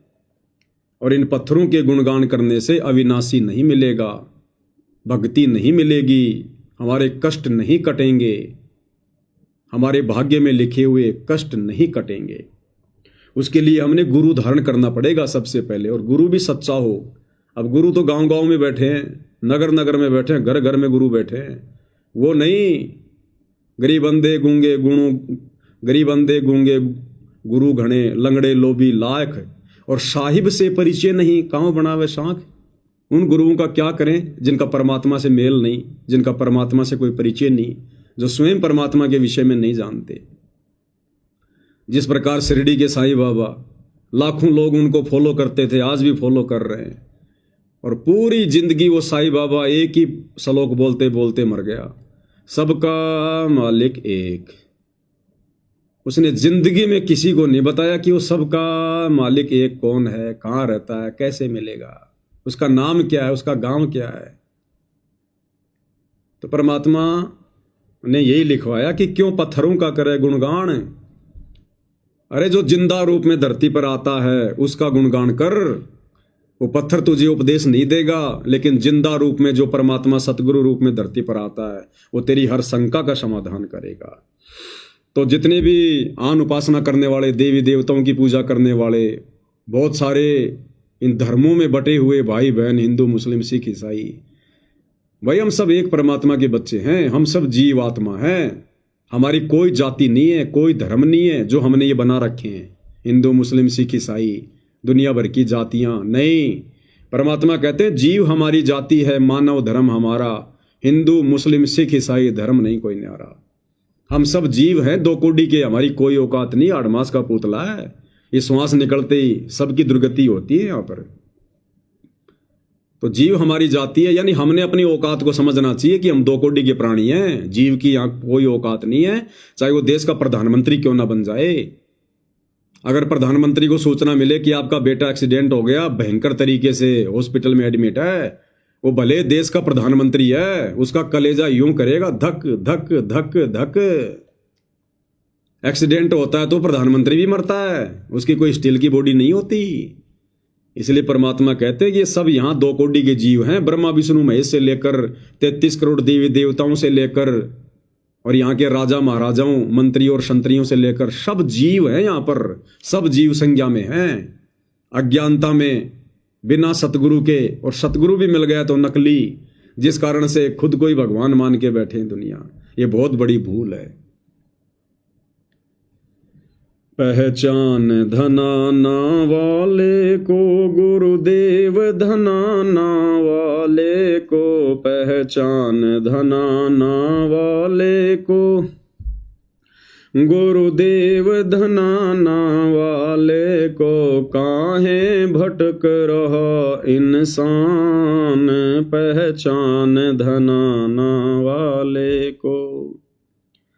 फिर क्या लिखवाया मालिक ने? मस्जिद भटको चाहे मंदिर, सतगुरु है घट के अंदर। मस्जिद भटको चाहे मंदिर, सतगुरु है घट के अंदर। ये जगत के तारणहार, पहचान धनाना वाले को। ये जगत के तारणहार, पहचान धनाना वाले को। भाई और बहनों, ये बार बार जो धनाना शब्द बोला जा रहा है, तो भगवान कोई धनाना में नहीं बैठा हुआ है। कोई ये समझ ले भाई जो सतलोक आश्रम वालों ने धनाना आश्रम खोल दिया, बस वहां जाने से भगवान मिलेगा। नहीं, वो कबीर परमात्मा 8 सितंबर 1951 को इस भारत की पवित्र भूमि पर हरियाणा के धनाना गांव में प्रकट हुए हैं। एक लीला की है परमात्मा ने, मुंह बोले माता पिता बनाकर प्रकट होने की। इसलिए धनाना शब्द का प्रयोग किया जाता है। केवल उस धरती के लिए उस गांव का नाम लिया जाता है। बाकी धनाना गांव में जाकर चाहे तुम मकान बना के रह लेना, ऐसे परमात्मा नहीं मिलता। वो सतलोक आश्रम धनाना में जाके चाहे तुम शरीर छोड़ देना, ऐसे परमात्मा नहीं मिलता। वो धनाना में आए हुए परमात्मा से वो वर्तमान में चाहे कहीं बैठा हो, देश के किसी भी कोने में, दुनिया के किसी भी कोने में, उनसे सत उपदेश लेकर उनको अपना गुरु धारण करके और जो मर्यादा भक्ति उन्होंने बताई है वो आजीवन, चाहे तुम अमेरिका में बैठ के कर लो, चाहे जापान में कर लो, चाहे हिंदुस्तान में कर लो, चाहे अपने घर पे कर लो, उस मर्यादित भक्ति से उनको सतगुरु धारण करके फिर आत्मा का कल्याण होगा, फिर मोक्ष होगा। तो कहते हैं मस्जिद भटको चाहे मंदिर, सतगुरु है घट के अंदर। यानी वो सतगुरु हमें सतनाम देगा, सच्चा नाम देगा। श्वास सांस से हमने उसका सुमरण करना पड़ेगा। तो वो परमात्मा हमारे घट में बैठा हुआ है, खाली उसको पहचानने की जरूरत है। परमात्मा कहते हैं स्वर्ग 7 आसमान पर भटकत है मन मूड, और खालिक तो खोया नहीं इसी महल में ढूंढ। महल यानी शरीर, इसी शरीर से परमात्मा पाया जाएगा, सतनाम के जाप से, श्वास सांस के उस जाप से। मस्जिद भटको चाहे मंदिर, सतगुरु है घट के अंदर। मस्जिद भटको चाहे मंदिर, सतगुरु है घट के अंदर। ये जगत के तारणहार, पहचान धनाना वाले को। ये जगत के तारणहार, पहचान धनाना वाले को। काहे भटक रहा इंसान, पहचान धनाना वाले को। ये धनाना गांव में वो कबीर परमात्मा आए हुए हैं संत रामपाल जी के रूप में। कहते हैं उनके सत्संग सुनकर उनको पहचानने का प्रयास कर। हम ना मुस्लिम ना हिंदू, सब एक पिता के बंधु। यहाँ कोई जाति नहीं, कोई धर्म नहीं, इस काल ने बनवा दिए हमारे को आपस में बांटने के लिए। अरे सतयुग में कोई जाति नहीं, कोई धर्म नहीं, त्रेता में कोई जाति नहीं, कोई धर्म नहीं, द्वापर में कोई जाति नहीं, कोई धर्म नहीं। ये पिछले 5000 वर्षों से जातियां बन गई, धर्म बन गए दुनिया भर के। क्यों? क्योंकि इस कलयुग में उस कबीर परमात्मा ने धनाना गांव में प्रकट होना था हमारे उद्धार के लिए, मोक्ष के लिए। तो उनके आने से पहले पहले इस काल ने जाल फैला दिया जातियों का, धर्मों का, संप्रदायों का। परिवारों को भी आपस में बांट दिया उसने, आधा परिवार शहर में, आधा परिवार गांव में, ताकि आपस में एक दूसरे से मिल ना सके, एक दूसरे के विचारों से हम लोग सहमत ना हो सके, एक दूसरे के दुश्मन बन जाएं। मेरी जाति सर्वश्रेष्ठ, मैं ब्राह्मण, मैं ठाकुर, मैं अहीर, मैं फलाना देना, मैं हिंदू, मैं मुस्लिम, मैं सिख, मैं जैनी। हमारे को आपस में एक ही परमात्मा के बच्चों को, जिस प्रकार एक बाप के 4 बच्चे हैं, एक बाप की 4 संतान है, और जब वो पिता शाम को काम धंधा करके घर की तरफ आता है तो एक बच्चा क्या कहता है कि देखो देखो मेरे पापा जी आ गए, मेरे पापा जी आ गए। दूसरा नादान बच्चा कहता नहीं, वो तो मेरे डैडी है, मेरे डैडी। तीसरा कहता रे तेरा दिमाग खराब है क्या, वो तो मेरे फादर है, मेरे फादर। और चौथा वो कहता रे तुम तीनों है ना मंदबुद्धि हो, वो तो मेरा बाप आ रहा है, मेरा बाप है। अब भाई चाहे उसको फादर कह दो, चाहे उसको डैडी कह दो, चाहे बाप कह दो, चाहे उसको पिता कह दो, वो है एक ही उनका। तो हिंदू जिसको भगवान कह रहे हैं, मुसलमान जिसको अल्लाह कह रहे हैं, वाहिगुरु जिसे सिख भाई जिसको वाहिगुरु कह रहे हैं, ईसाई जिसको मसीहा कह रहे हैं, गॉड कह रहे हैं, अरे वो एक ही है भाई, कबीर परमात्मा। वेदों की तरफ लौटो, सतगुरु रामपाल जी ने पढ़ा दिए, समझा दिए, उनके प्रवचन सुनो। वेद लाकर पढ़ने से नहीं समझ पाओगे। सतगुरु रामपाल जी ने उन्हीं वेदों को जो इन ऋषि महर्षियों ने लिखे हैं, जिनको हम ऑथेंटिक मानते हैं, उन्हीं को पढ़ पढ़ के दिखा दिया, समझा दिया, अपनी तरफ से वेद नहीं लिखे। अब तो सतगुरु रामपाल जी के प्रवचन समझने की जरूरत है, सुनने की जरूरत है, तब हम ये जाति और धर्म के इस षड्यंत्र से बाहर निकल सकते हैं, भक्ति कर सकते हैं। नहीं तो आपस में मरोगे, कटोगे। आने वाले समय में युग परिवर्तन का समय है, ये कोई बचाने वाला नहीं है धरती पर। ये काल का सुनियोजित षड्यंत्र था हमें आपस में बांटने का। तो भाई मुसलमान चाहे मस्जिद में जा जाके चाहे अपना माथा घिस दो, अल्लाह के दर्शन भी नहीं होने वाले। और हिंदू चाहे मंदिर में जा जाके, सिख भाई चाहे गुरुद्वारों में जा जाके कितने पाठ कर लो भाई, और ईसाई भाई चर्चों में जाके कितना ही कुछ कर लो, सो यत्न कर लो, उस मसीहा के तो छाया के दर्शन भी नहीं कर सकते तुम। अगर उसको पूरा का पूरा प्राप्त करना है तो सतगुरु रामपाल जी को सतगुरु धारण करना पड़ेगा। ये स्वयं ही वो अल्लाह है, मसीहा है, वाहिगुरु है, गॉड है, भगवान है। लेकिन ऐसे समझ में नहीं आएगा ये, उसके लिए इनके सत्संग सुनने पड़ेंगे, ज्ञान से परिचित होना पड़ेगा। फिर देखना तुम्हारे को स्पष्ट रूप से प्रत्यक्ष में भगवान खड़ा दिखाई देगा। भगवान हम ना मुस्लिम ना हिंदू, सब एक पिता के बंधु। हम ना मुस्लिम ना हिंदू, सब एक पिता के बंधु। छोड़ के जाति धर्म अभिमान, पहचान धनाना वाले को।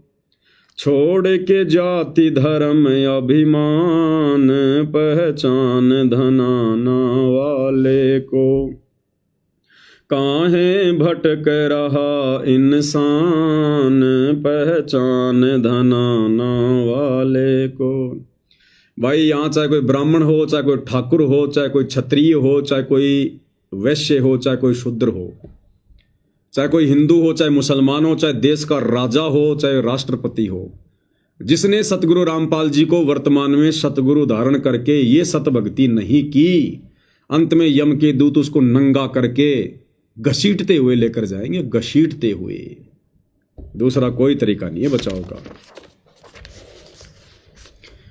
भाई जप कर ले, चाहे तप कर ले, चाहे जल गंगा से भर ले। ये राधे राधे करने वाले, हरे राम हरे कृष्णा करने वाले, कोथड़ी में हाथ दे के मंत्र जाप करने वाले, भाई जप कर ले, चाहे तप कर ले। और तप ये पैदल यात्रा करने वाले, कभी खाटू श्याम जी की, कभी मेहंदीपुर के बालाजी की, कभी तिरुपति बालाजी की, कभी रामदेव जी की, हैं, कभी कावड़ लाने जाएंगे, पैदल जाएंगे, पैदल आएंगे। तो परमात्मा कहते हैं भाई जप कर ले, चाहे तप कर ले, चाहे जल गंगा से भर ले। चाहे जप कर ले, चाहे तप कर ले, चाहे जल गंगा से भर ले। तेरे सर लटके तलवार, पहचान धनाना वाले को। तेरे सर लटके तलवार, पहचान धनाना वाले को। एकमात्र सतगुरु रामपाल जी के द्वारा दी गई भक्ति को ना करके, चाहे दुनिया के किसी भी महाराज से, शंकराचार्य से नाम उपदेश लेकर, सुमरण लेकर कितना जप कर ले, कितना तप कर ले, कितनी कावड़ लिया मेरे भाई, कितनी पैदल यात्रा कर ले, तुम सबके सिर पर कालबली बैठा है, उसकी तलवार लटक रही है कच्चे धागे से। यानी हमारे भाग्य में, हमारे संस्कार में, हमारी किस्मत में, हमारे इस प्रारब्ध में इस प्रकार की आधी अधूरी भक्ति करने के चलते कोई किसी प्रकार का चेंजमेंट नहीं हो सकता। अरे सारी दुनिया भक्ति कर रही है, फिर भी आंखों के सामने बेटा मर रहा है, बेटी मर रही है, खुद का एक्सीडेंट हो रहा है। ये आए दिन दुनिया भर की गाड़ियों में आग लग रही है, ब्लास्ट हो रहे हैं, गाड़ियों की गाड़ियां ठुक रही हैं। अभी थोड़े दिन पहले जयपुर के हरमाड़ा क्षेत्र में न्यूज आई थी, आप सबने देखा, एक डंपर वाला शराब के नशे में कई गाड़ियों को रौंद गया, 15-20 लोग मर गए। अरे वो डंपर वाले के डंपर में भी आगे डैशबोर्ड पर शंकर जी की मूर्ति रखी थी, गणेश जी की मूर्ति रखी थी। वो जिन गाड़ियों को रौंद गया, उन छोटी छोटी गाड़ियों में भी माता जी की वो चुंदरी बंधी हुई थी, मालाएं लटकी हुई थी। कोई प्रेमानंद जी का चेला था, कोई किसी का चेला था, अपने गुरुओं की फोटो भी रखी हुई थी, उन गुरुओं के द्वारा बताई गई साधना भी करते थे। लेकिन भाई वो जो तलवार सर पे लटक रही थी ना, वो तो समय आने पर चली चली, ना वो गुरु बचा पाया, ना वो शंकर जी बचा पाया, ना वो माला बचा पाई। ये बचाव होगा केवल सतगुरु रामपाल जी परमेश्वर जी की शरण में आकर, जो भक्ति उन्होंने दी है उसको आजीवन मर्यादा में रहकर करते रहने से। फिर ये परमात्मा मृत्यु को टाल देगा। जम जोरा जासे डरे, मिटे कर्म के लेख, अदली असल कबीर है कुल का सतगुरु एक। जम जोरा, जम यानी ये काल और जोरा यानी ये मौत, ये भी डरते हैं इस कबीर भगवान सतगुरु रामपाल जी से हाथ जोड़ते हैं। तो भाई और बहनों, वो समर्थ परमात्मा धरती पर आए हुए हैं, लेकिन पहचान होगी उनके सत्संग सुनने से। जब तक आप उनके प्रवचन नहीं सुनोगे, आप उनको गालियां दोगे, बुला भरा कहोगे, उनके विषय में उल्टा सोचोगे, उनके भक्तों को गालियां दोगे और अपने कर्म फोड़ सकते हो, अपने कर्म ही फोड़ोगे। क्योंकि सतगुरु रामपाल जी के भगत जो भी ज्ञान प्रचार कर रहे हैं, आप जगत वाले भाई बहनों की आंखें खोलने के लिए कर रहे हैं, आप लोगों को काल की उस तलवार से बचाने के लिए, आपकी अकाल मृत्यु ना हो, आपके घर में कोई संकट ना हो, आपके बच्चे आपकी आंखों के सामने ना मरे, कोई अकाल मौत ना मरे। इसके लिए गांव गांव में जाकर ज्ञान गंगा पुस्तक, जीने की राह पुस्तक या सतगुरु रामपाल जी के ज्ञान का प्रचार किया जा रहा है। वरना हमें क्या स्वार्थ है भाई आप लोगों से, हमें क्या स्वार्थ है बताओ? आप लोगों की गालियां खा खा के भी हम भाई बहन ज्ञान प्रचार कर रहे हैं, पुस्तक सेवा कर रहे हैं, क्योंकि हमें पता है कि आप लोग इस काल की भांग के नशे में हो, आप लोगों के ऊपर वो मृत्यु रूपी तलवार लटक रही है। और हमें ये ज्ञान हो गया, इसलिए हम लोग आप लोगों को बचाने के लिए ये प्रचार प्रसार कर रहे हैं। तो जिनका नशा उतर चुका होगा वो तो स्वीकार कर लेते हैं और अपनी जान बचा लेते हैं, और जो विरोध करते हैं फिर देखो कैसे मरते हैं। कोई बम ब्लास्ट में मरता है, अभी दिल्ली में बम ब्लास्ट हुआ, कितने मर गए? क्या उनके कानों तक सतगुरु रामपाल जी का ज्ञान नहीं आया होगा? क्या किसी ने उनको ज्ञान गंगा पुस्तक के बारे में नहीं बताया होगा? अवश्य,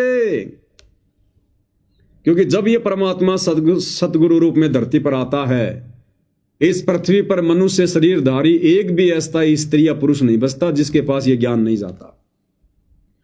क्योंकि धर्मराज के दरबार में जब ये प्राणी जाता है भक्तिहीन, तो धर्मराज सबसे पहले एक ही सवाल करता है कि बेटा तेरे को मनुष्य जन्म दिया था और भक्ति करने के लिए दिया था, और नीचे भगवान आया हुआ था, तूने भक्ति क्यों नहीं करी? खाली हाथ क्यों आ गया नादान? सारे उल्टे काम करके कार कोठियां जोड़ जोड़ के आ गया। कहां तेरी कार कोठियां?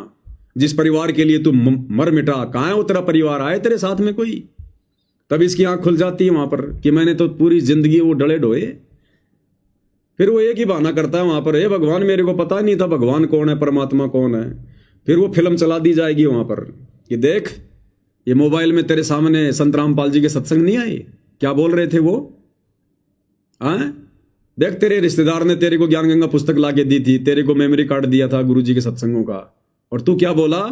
अरे भगवान भगवान, रामपाल कोई भगवान थोड़ी है, ऐसे भगवान होते हैं, भगवान तो ब्रह्मा विष्णु महेश है। ले अब तेरे ब्रह्मा विष्णु महेश बचाएंगे, तेरे को बचा ले। नरक में ठोकेगा, नरक में भगवान आएगा तो कोई सींग लगा के नहीं आएगा। हवन जाने में रामकृष्ण को भगवान मानते, पूंछ लगा के आए थे, सींग लगा के आए थे, नाक पे सींग था उनके, या और कोई ड्रामा करके आए थे, लंबे लंबे दांत थे उनके। वो भी आप और हमारी तरह साधारण तरीके से एक परिवार में आए, उन्होंने शादी की, उनके बाल बच्चे हुए, उन्होंने अपना राजकार्य किया। आज उनको भी तो भगवान कह रहे हैं। तो भगवान आएगा तो सींग लगा के थोड़ी आएगा। भगवान संत रूप में आएगा, साधु रूप में आएगा, सतगुरु रूप में आएगा, और पहचान करनी पड़ेगी उनके वचन सुनकर, उनके प्रवचन सुनकर। भाई दूसरा कोई तरीका नहीं है। तो ये दुनिया भर के कितने भी जप कर लो, तप कर लो, कितना चाहे कावड़ ले आओ भाई, कितनी पैदल यात्राएं कर लो, ये मृत्यु रूपी तलवार तुम्हारे सर पर लटकी रहेगी, और कब मर जाओगे कोई भरोसा नहीं है, कोई भरोसा नहीं है। जहां तुम्हारा समय आ गया, चाहे तुम कितने बड़े भगत हो, कितने तुम मंदिरों में जाते हो, मस्जिदों में जाते हो, चाहे तुम गुरुद्वारों में पाठी हो, कुछ भी हो तुम, जहां तुम्हारा समय आ गया, बस में, ट्रेन में, हवाई जहाज में, वहीं ले मरेगा ये काल है। गुजरात में वो प्लेन क्रैश हुआ और 290 के 290 मर गए वहां पर। उनमें हिंदू भी थे, मुसलमान भी थे, सिख भी थे, ईसाई भी थे, हैं? और वो तो बड़ी बड़ी भक्ति करते थे, बड़े बड़े मंदिरों में जाते थे, पैसों की कोई कमी नहीं थी, दान धर्म भी खूब करते थे। क्या हुआ? क्यों नहीं बचाया उन मंदिरों ने, मस्जिदों ने, उन गुरुद्वारों ने, उन भगवानों ने? क्योंकि जब तक हम परमपिता परमेश्वर सतगुरु रामपाल जी की शरण में नहीं आएंगे, ये सत भक्ति नहीं करेंगे, उनको गुरु धारण करके, हमारी मृत्यु नहीं टल सकती। मृत्यु को टालने वाला एकमात्र सारी सृष्टि में यदि कोई महापुरुष है तो सतगुरु रामपाल जी है। आजमा के देख लेना, लोगों ने देख लिए, उन्होंने लाखों की मृत्यु एक्सटेंड कर रखी है, बढ़ा रखी है। उनके प्रवचन सुन के देखो, उनके भक्तों के इंटरव्यू सुन के देखो। तो चाहे जप कर ले, चाहे तप कर ले, चाहे जल गंगा से भर ले, तेरे सर लटके तलवार, पहचान धनाना वाले को। काहे भटक रहा इंसान, पहचान धनाना वाले को। चाहे राम जपो, हनुमान जपो, चाहे राधे राधे श्याम जपो, चाहे राम जपो, हनुमान जपो, चाहे राधे राधे श्याम जपो, तू भूल गया करतार, पहचान धनाना वाले को। तू भूल गया करतार, पहचान धनाना वाले को। काहे भटक रहा इंसान, पहचान धनाना।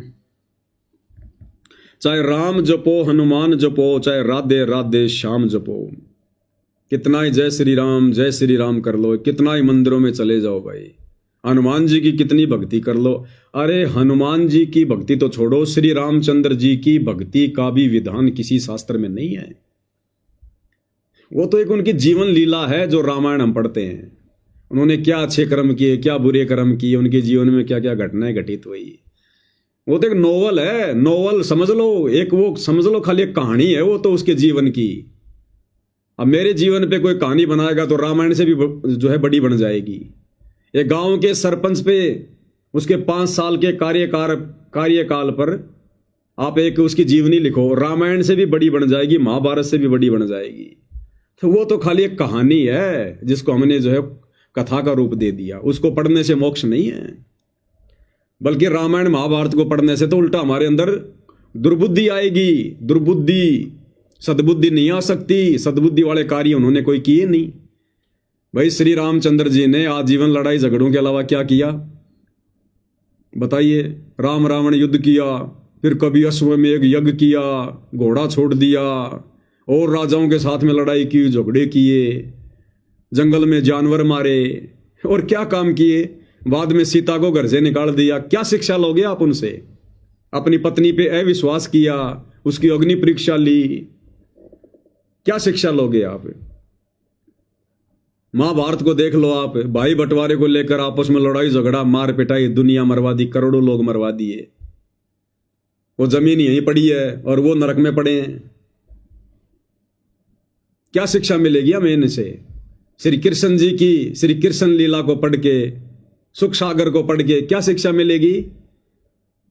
गोपियां नदी में नहा रही है, श्री कृष्ण जी उनके कपड़े लेकर पेड़ पर बैठ गए। गोपियां कह रही हमारे कपड़े दो, हम नंगी है, हमें शर्म आती है।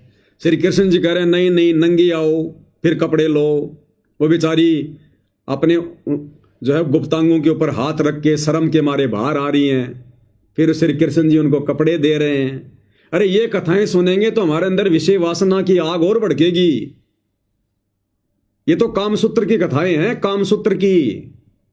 इनसे कोई जीवन परिवर्तित थोड़ी होगा। खुद की 8 रानियां, उसके बावजूद भी गोपियों के साथ में संभोग करना, एक राजा से युद्ध करके 16,000 औरतें ले आना, उनके साथ में शारीरिक संबंध बनाना, आप कर सकते हो क्या आज ऐसा?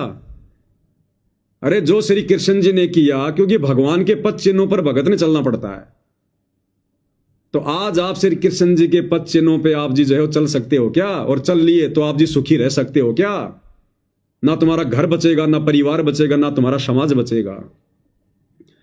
उनके तो 8 रानियां थी, उसके बावजूद उन्होंने 16,000 के साथ शारीरिक संबंध बनाए। तुम अपनी औरत के अलावा किसी एक से भी बना लो, सबसे पहले तो तुम्हें औरत छोड़ के भागेगी, मुकदमे हो जाएंगे तुम्हारे ऊपर, घर टूट जाएगा, परिवार टूट जाएगा। आज तुम किसी नाती हुई बहन बेटी के लेके कपड़े और पेड़ पर जो चढ़ो, छत पे चढ़ो और बोलो कि नंगी आ तब दूंगा ये तेरी साड़ी। शाम पहले गांव में झगड़ा हो जाएगा। आज आप श्री रामचंद्र जी की तरह अपनी धर्म पत्नी को, जो गर्भवती थी, एक धोबी के कहने से, आप अपने पड़ोसी के वो कहने से, झूठा लालछन लगाने से आप अपनी गर्भवती स्त्री को गांव से बाहर निकाल दोगे क्या? जंगल में निकाल दोगे क्या? तो जो काम आज वर्तमान में एक साधारण व्यक्ति भी नहीं कर सकता, उसको भी इतनी समझ है, वो कार्य हमारे भगवानों ने किए। तो काहे के भगवान थे भाई? उनसे अच्छा जीवन और चरित्र तो आज आप और हमारा है। आपस में मिल बैठ के हम बातचीत तो कर लेते हैं, सुलझा लेते हैं। उन्होंने तो तीर मारे, सुदर्शन चक्कर मारे, अग्नि बाण मारे, दुनिया मार दी, सबके पाप कर्म अपने सिर पर लेकर और चले गए। समय आने पर भोगेंगे अपने कर्म। तो बताओ, या तो रामचंद्र जी की भक्ति का भी ना तो रामायण में विधान है, ना गीता में, ना वेदों में। गीता जी अध्याय 15 श्लोक नंबर 16 और 17 ब्रह्मा विष्णु महेश की पूजा करने को भी मना करता है। अध्याय 7 श्लोक नंबर 12 से 15 तीनों गुणों की पूजा करने के लिए मना करता है, ब्रह्मा विष्णु महेश की भक्ति। और हम पूज रहे हनुमान जी। हनुमान जी तो बेचारा भगत था एक। अरे हनुमान जी तो खुद भगत था, श्री रामचंद्र की भक्ति करता था, भर में था बेचारा, और हम हनुमान जी के पीछे लग गए। वो तो खुद रामचंद्र जी का भगत था, हमने भगत की पूंछ पकड़ ली। क्या मिलेगा हमारे को? इसीलिए दुनिया दुखी है, परेशान है। हॉस्पिटल पे हॉस्पिटल भरी पड़ी है, सब लोग भक्ति कर रहे हैं, सब भक्ति करते हैं और हॉस्पिटल भरी पड़ी है। एक्सीडेंट हो रहे हैं, बीमार हो रहे हैं, लड़ाई झगड़े हो रहे हैं, कोर्ट में मुकदमे भरे पड़े हैं। बताओ क्या बचाव कर रहे हो हमारा भगवान? तो भाई सत भक्ति को अपनाओ जो सतगुरु रामपाल जी लेकर आए हैं। इससे छुटकारा होगा, घर परिवार में भी शांति होगी, शरीर भी हमारा स्वस्थ रहेगा, आने वाली समस्याएं भी इस भक्ति से दूर होंगी। तो कहते हैं राम जपो चाहे हनुमान जपो, चाहे राधे राधे श्याम जपो। अब बताओ, राधे राधे राधे राधे श्याम मिला दे। अब गुरुदेव भगवान कहते हैं कि वो राधा पूरी जिंदगी श्याम से नहीं मिल पाई। जब वो राधा बरसाने से कभी कभार मौका देखकर श्याम यानी श्री कृष्ण जी से मिलने जाती थी, तो बरसाने के लोग उसको पता नहीं क्या क्या कहते थे, कुलटा है, लांछन लगाएगी, ये बदनामी करवाएगी हैं, और बेचारी कभी भी श्याम से नहीं मिल पाई। और आज हम कह रहे हैं कि राधे राधे श्याम मिला दे, ये राधा मुझे श्याम से मिला दे। वो राधा तो नहीं मिल पाई बेचारी पूरी जिंदगी। तो ये नकली धर्मगुरु ने हमारे को क्या क्या मंत्र पकड़ा दिए, जिनका कोई सिर नहीं, कोई पैर नहीं। चाहे राम जपो हनुमान जपो, चाहे राधे राधे श्याम जपो, चाहे राम जपो हनुमान जपो, चाहे राधे राधे श्याम जपो तू भूल गया करतार, पहचान धनाना वाले को तू भूल गया करतार, पहचान धनाना वाले को। काहे भटक रहा इंसान, पहचान धनाना वाले को। हे नादान प्राणी, क्यों भटक रहा है, दर दर की ठोकरें खा रहा है। पहचान अपने परमात्मा को, सतगुरुदेव भगवान को, जो आप और हमारे लिए आए हैं, हमें सुखी करने के लिए आए हैं।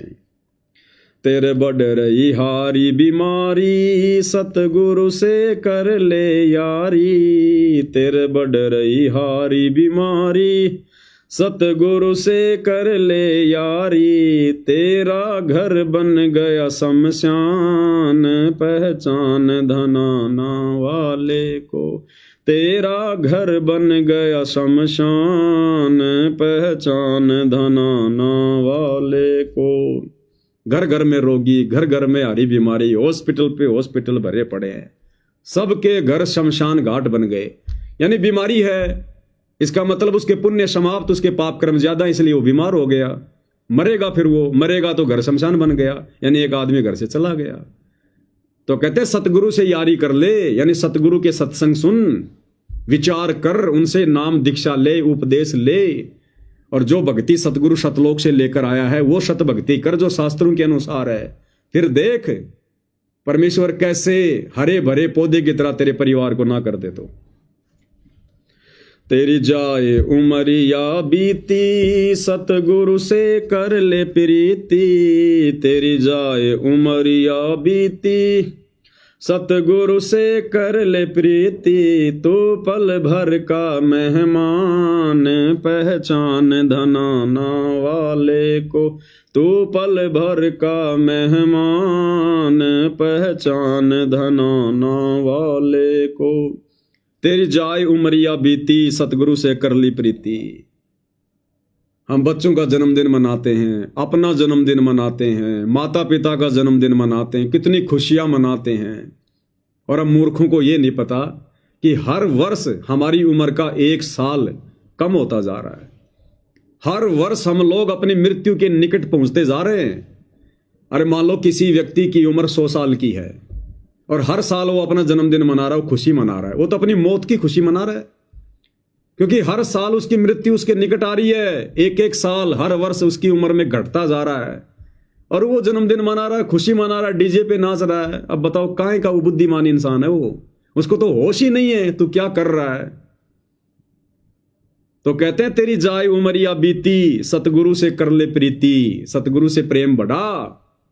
सतगुरु से प्रेम बढ़ाने का मतलब है सत्संग सुन, निष्पक्ष होकर अपनी आत्मा के कल्याण के लिए, जीवन को सफल करने के लिए, मोक्ष के लिए। नहीं तो तेरी उम्र पल पल बीतती जा रही है और तू पल भर का मेहमान। ये मनुष्य शरीर आड़मास का पुतला, नस्वर, आग में जल के ये मर जाए, पानी में डूब के ये मर जाए, हवा में गिर के ये मर जाए, बीमारी से ये मर जाए, लड़ाई झगड़े में ये खत्म हो जाए। बताओ हम किस चीज पे हम लोग यहां पर आंडी पाक रहे हैं। तो कहते हैं तू पल भर का मेहमान। भाई और बहनों, अंत में हमारे ये सांसारिक वस्तुएं, सांसारिक रिश्ते कोई काम नहीं आएगा। और जितनी हमने बकवाद की हैं जिंदगी भर में, वो कर्म हमारे को फिर भोगने पड़ेंगे। अभी आप देख रहे होंगे अभिनेता धर्मेंद्र, क्या किया उन्होंने पूरी जिंदगी, सिर्फ लोगों का समय बर्बाद किया, लोगों की समस्या बर्बाद की। काल का षड्यंत्र था। ये जितने भी जो फिल्म स्टार हैं, ये क्रिकेटर हैं, इनको काल स्पेशल तौर पर भेजता है, स्पेशल तौर पर लोगों का समय बर्बाद करवाने के लिए, श्वासें बर्बाद करवाने के लिए। ये सतयुग में, त्रेता द्वापर में, आज से 100 साल पहले ये फिल्में नहीं थी, ये सिनेमा हॉल नहीं थे। ये काल ने इसी 100 साल के अंदर अंदर सारी बकवादी शुरू करवाई है, विज्ञान के माध्यम से, टेक्नोलॉजी के माध्यम से। क्योंकि परमात्मा ने इसी समय तो धरती पर आना था। काल को भी इस बात का पता था कि इन आत्माओं को मेरे जाल से निकाल कर ज्ञान देकर सतलोक लेकर जाएगा सतगुरु। उससे पहले पहले मैं इन आत्माओं की श्वासें बर्बाद करवा दूं, समय बर्बाद करवा दूं, इनका मन मैला कर दूं। इनको गंदगी में संदूं। और ये स्पेशल तौर पर काल ने जितने भी ये हीरो हैं, जिनको हम हीरो कहते हैं, एक्टर कहते हैं, ये काल के दूत हैं सारे के सारे। सबसे ज्यादा गंदगी इस बॉलीवुड ने समाज में फैलाई है, सबसे ज्यादा गंदगी। ये नग्नपना, बेहया, बेशर्मी, लड़का लड़की का भाग जाना, छोटे बड़े की कोई इज्जत नहीं, ये पहनावा, खान पान, दिखावा, ये सब इस बॉलीवुड की देन है। ये सब काल के एजेंट है जितने भी हैं, छोटे से बड़ा। अब क्या बीत रही है उस भाई के साथ, हॉस्पिटल में पड़ा है बंबई में, अंतिम सांसें गिन रहा है वो धर्मेंद्र, जिसने पूरी जिंदगी लोगों की सांसें बर्बाद की। बना बना के 3-3 घंटे की फिल्में, उनमें बकवाद, प्यार प्रेम की बातें, विषय वासनाओं की बातें, लड़ाई झगड़े, मार पिटाई। क्या शिक्षा दिया समाज को? खुद का जीवन बर्बाद कर गया और पीछे पीछे पूरी दुनिया की सांसें बर्बाद कर गया। एक एक सांस की कीमत है। परमात्मा कहते, कहता हूं कहीं जात हूं, कहूं बजाकर ढोल। एक सांस भी जो बिना नाम के खाली जात है, वो 3 लोक का मोल। इतनी कीमत है इन सांसों की। और हम लोग उनकी फिल्मों के चक्करों में हजारों सांसें बर्बाद कर देते हैं 3 घंटे में, सिनेमा हॉल में बैठकर, टीवी के आगे बैठकर। तो खुद वो भाई पाप कर्मों की मालगाड़ी भर के ले जाएगा, पाप कर्मों की मालगाड़ी सीधा 84 लाख योनियों में ठोकेगा काल। शुभ कर्म तो कोई किया नहीं उन्होंने। क्या शुभ कर्म करते हैं ये फिल्म स्टार, सिवाय बकवादों के? इनके खुद के अंदर कितनी विषय वासना, कितने विकार भरे होते हैं। पूरी जिंदगी ये क्या करते हैं ये? अब सीधा नरक में ठोकता काल फिर इन लोगों को, सीधा नरक में। और फिर अगला जन्म 84 लाख योनियों में गधे कुत्ते सुअर। ये नियम है यहाँ का। ये क्रिकेट वाले ये क्या करते हैं? ये काल के भेजे गए दूत सारे के सारे। इसलिए गुरुदेव भगवान फिल्में देखने के लिए मना करते हैं, मैच वगैरह देखने के लिए मना करते हैं। मार दिया छक्का, मार दिया चौका, अरे हमें क्या मिल गया उसके चौके छक्के से? अरे हमारा देश जीत गया, अगली बार वो देश हार जाता, फिर अब करो आत्महत्या सारे के सारे, तुम्हारा देश हार गया। ये काल ऐसे हमारा समय बर्बाद करवाता है, पैसा बर्बाद करवा रहा है। 2 कौड़ी के जीवों को काल ने हीरो बना दिया है। मैं उसका फैन हूं, माता पिता का फैन कोई नहीं है। वो फला फला मेरा हीरो है। अरे माँ बाप जिसने जन्म दिया, पढ़ाया लिखाया, तुम्हारे लिए गधे और बैल की तरह वो पूरी जिंदगी कमाते रहे, वो हमारे हीरो नहीं है। तो काल ने ऐसे सबकी बुद्धि फेर रखी है। इसलिए परमात्मा कहते हैं, नादानो अंत में देख लो तुम्हारे हीरो के साथ में क्या हो रहा है। श्वास भी अटक अटक के ले रहा है हॉस्पिटल में, यम के दूत गला दबा के बैठे हैं, शरीर भी नहीं छोड़ पा रहा ढंग से। परमात्मा कहते हैं, संसार में सबसे बड़ी 2 ही आपत्ति है, सबसे बड़ा कष्ट जीव को 2 ही होता है, मृत्यु और ये बुढ़ापा। तो सोचो हमारे हीरो के साथ में ये बन रही है। उन हीरो के पीछे उनके फैन बनकर घूमने वाले हम जैसे लोगों का क्या होगा अगर सतगुरु की शरण में आकर सत भक्ति नहीं की तो, इन भगवानों को नहीं छोड़ा तो। इसलिए परमात्मा कहते हैं, तेरी जाए उमरिया बीती, सतगुरु से कर ले प्रीति। तेरी जाए उमरिया बीती, सतगुरु से कर ले प्रीति। तू पल भर का मेहमान, पहचान धनाना वाले को। तू पल भर का मेहमान, पहचान धनाना वाले को। काहे भटक रहा इंसान, पहचान धनाना वाले को।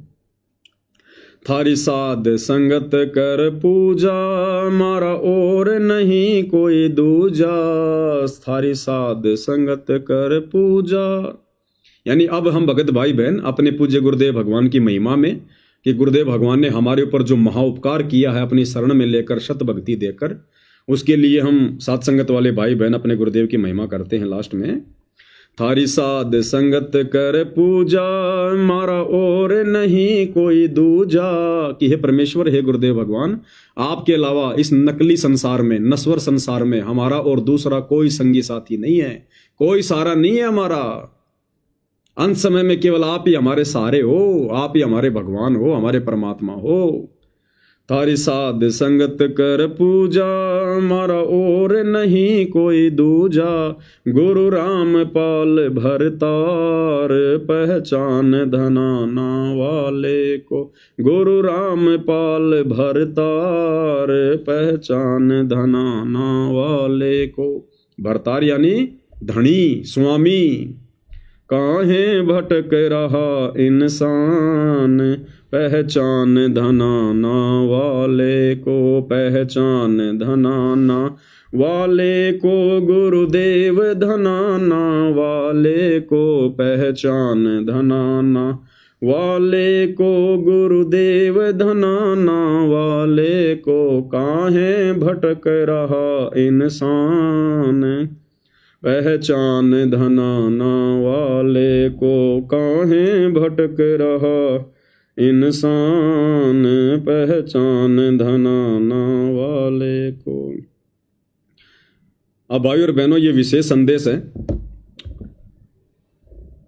और इन पर बहुत धीरे धीरे वीडियो बनते हैं, क्योंकि विशेष संदेश नंबर 13 तक कंप्लीट हो चुके हैं।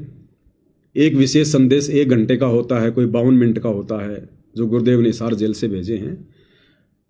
तो विशेष संदेश नंबर 13 के ऊपर तो 3-3 घंटे के जो है 15 पार्ट बने, 15 पार्ट यानी 52 मिनट का गुरुदेव का सत्संग। उसके ऊपर 15 वीडियो जो है वो बने थे 3-3 घंटे के, यानी 45 घंटे साथ संगति हुई थी गुरुदेव के 52 मिनट के सत्संग पर। और अब ये सत्संग नंबर 14, विशेष संदेश नंबर 14। कल इस पर हम 2-2.5 घंटे लाइव आए, आज मालिक की दया से 2 घंटे हो गए, जबकि मुश्किल से 5 मिनट का ही गुरुदेव का सत्संग समाप्त हुआ है। तो हमें भी कोई जल्दबाजी नहीं है, हमने तो परमात्मा की महिमा करनी है, कोई नंबर थोड़े बनाना है, कोई जल्दी जल्दी कोई आपत्ति थोड़ी आ रही है। मालिक की चर्चा करेंगे, प्यार प्रेम से करेंगे, धैर्य के साथ करेंगे, हृदय से करेंगे, समय चाहे कितना ही लगे। और रोजाना अगर 1 घंटा 2 घंटा भी मालिक की चर्चा हो जाती है, ये भी भगवान का सुमरण हो रहा है। हम भाई बहन मिलकर मालिक की चर्चा कर रहे हैं, महिमा कर रहे हैं, सत्संग सुन रहे हैं, निष्कर्ष निकाल रहे हैं, ये भी हमारा सुमरण हो रहा है।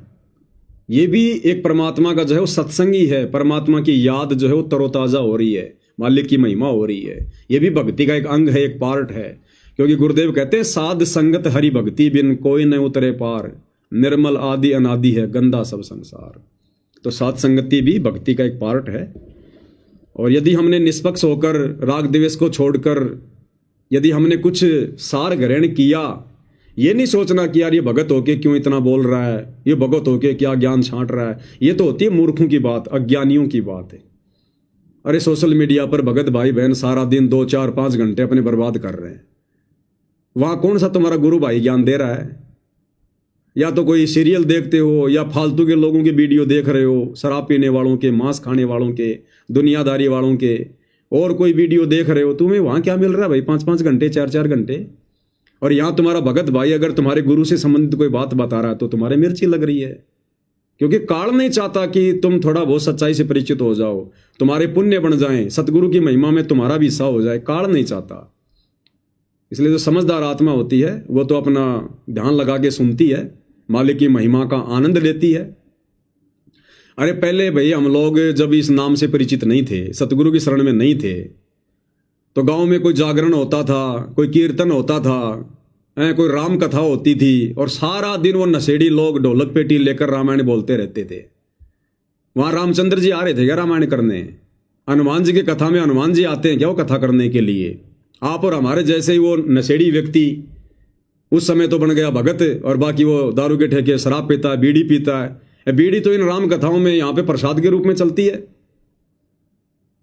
तो जब उनके मुंह से पूरी पूरी रात हम वो सुनते रहते थे, जिसके सुनने से कोई लाभ भी नहीं मिलना था, उन कथाओं के सुनने से हमारे को कोई पुण्य भी नहीं मिलना था, तो आज तो सच्चे भगवान की महिमा और उनके भगत कर रहे हैं, तो पुण्य पुण्य है, फायदा ही फायदा है।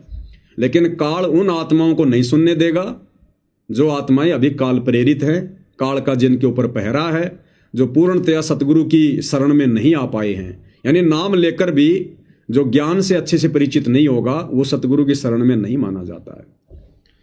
तो भाई और बहनों, ये तो देखो सबके अपने अपने विचार हैं, ये तो चलते रहेंगे। आप और हमने क्या करना है उस पर हमने ध्यान देना है।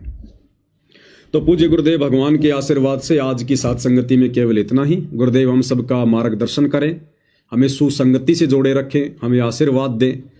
बंदी छोड़ सतगुरु रामपाल जी परमेश्वर जी की जय हो।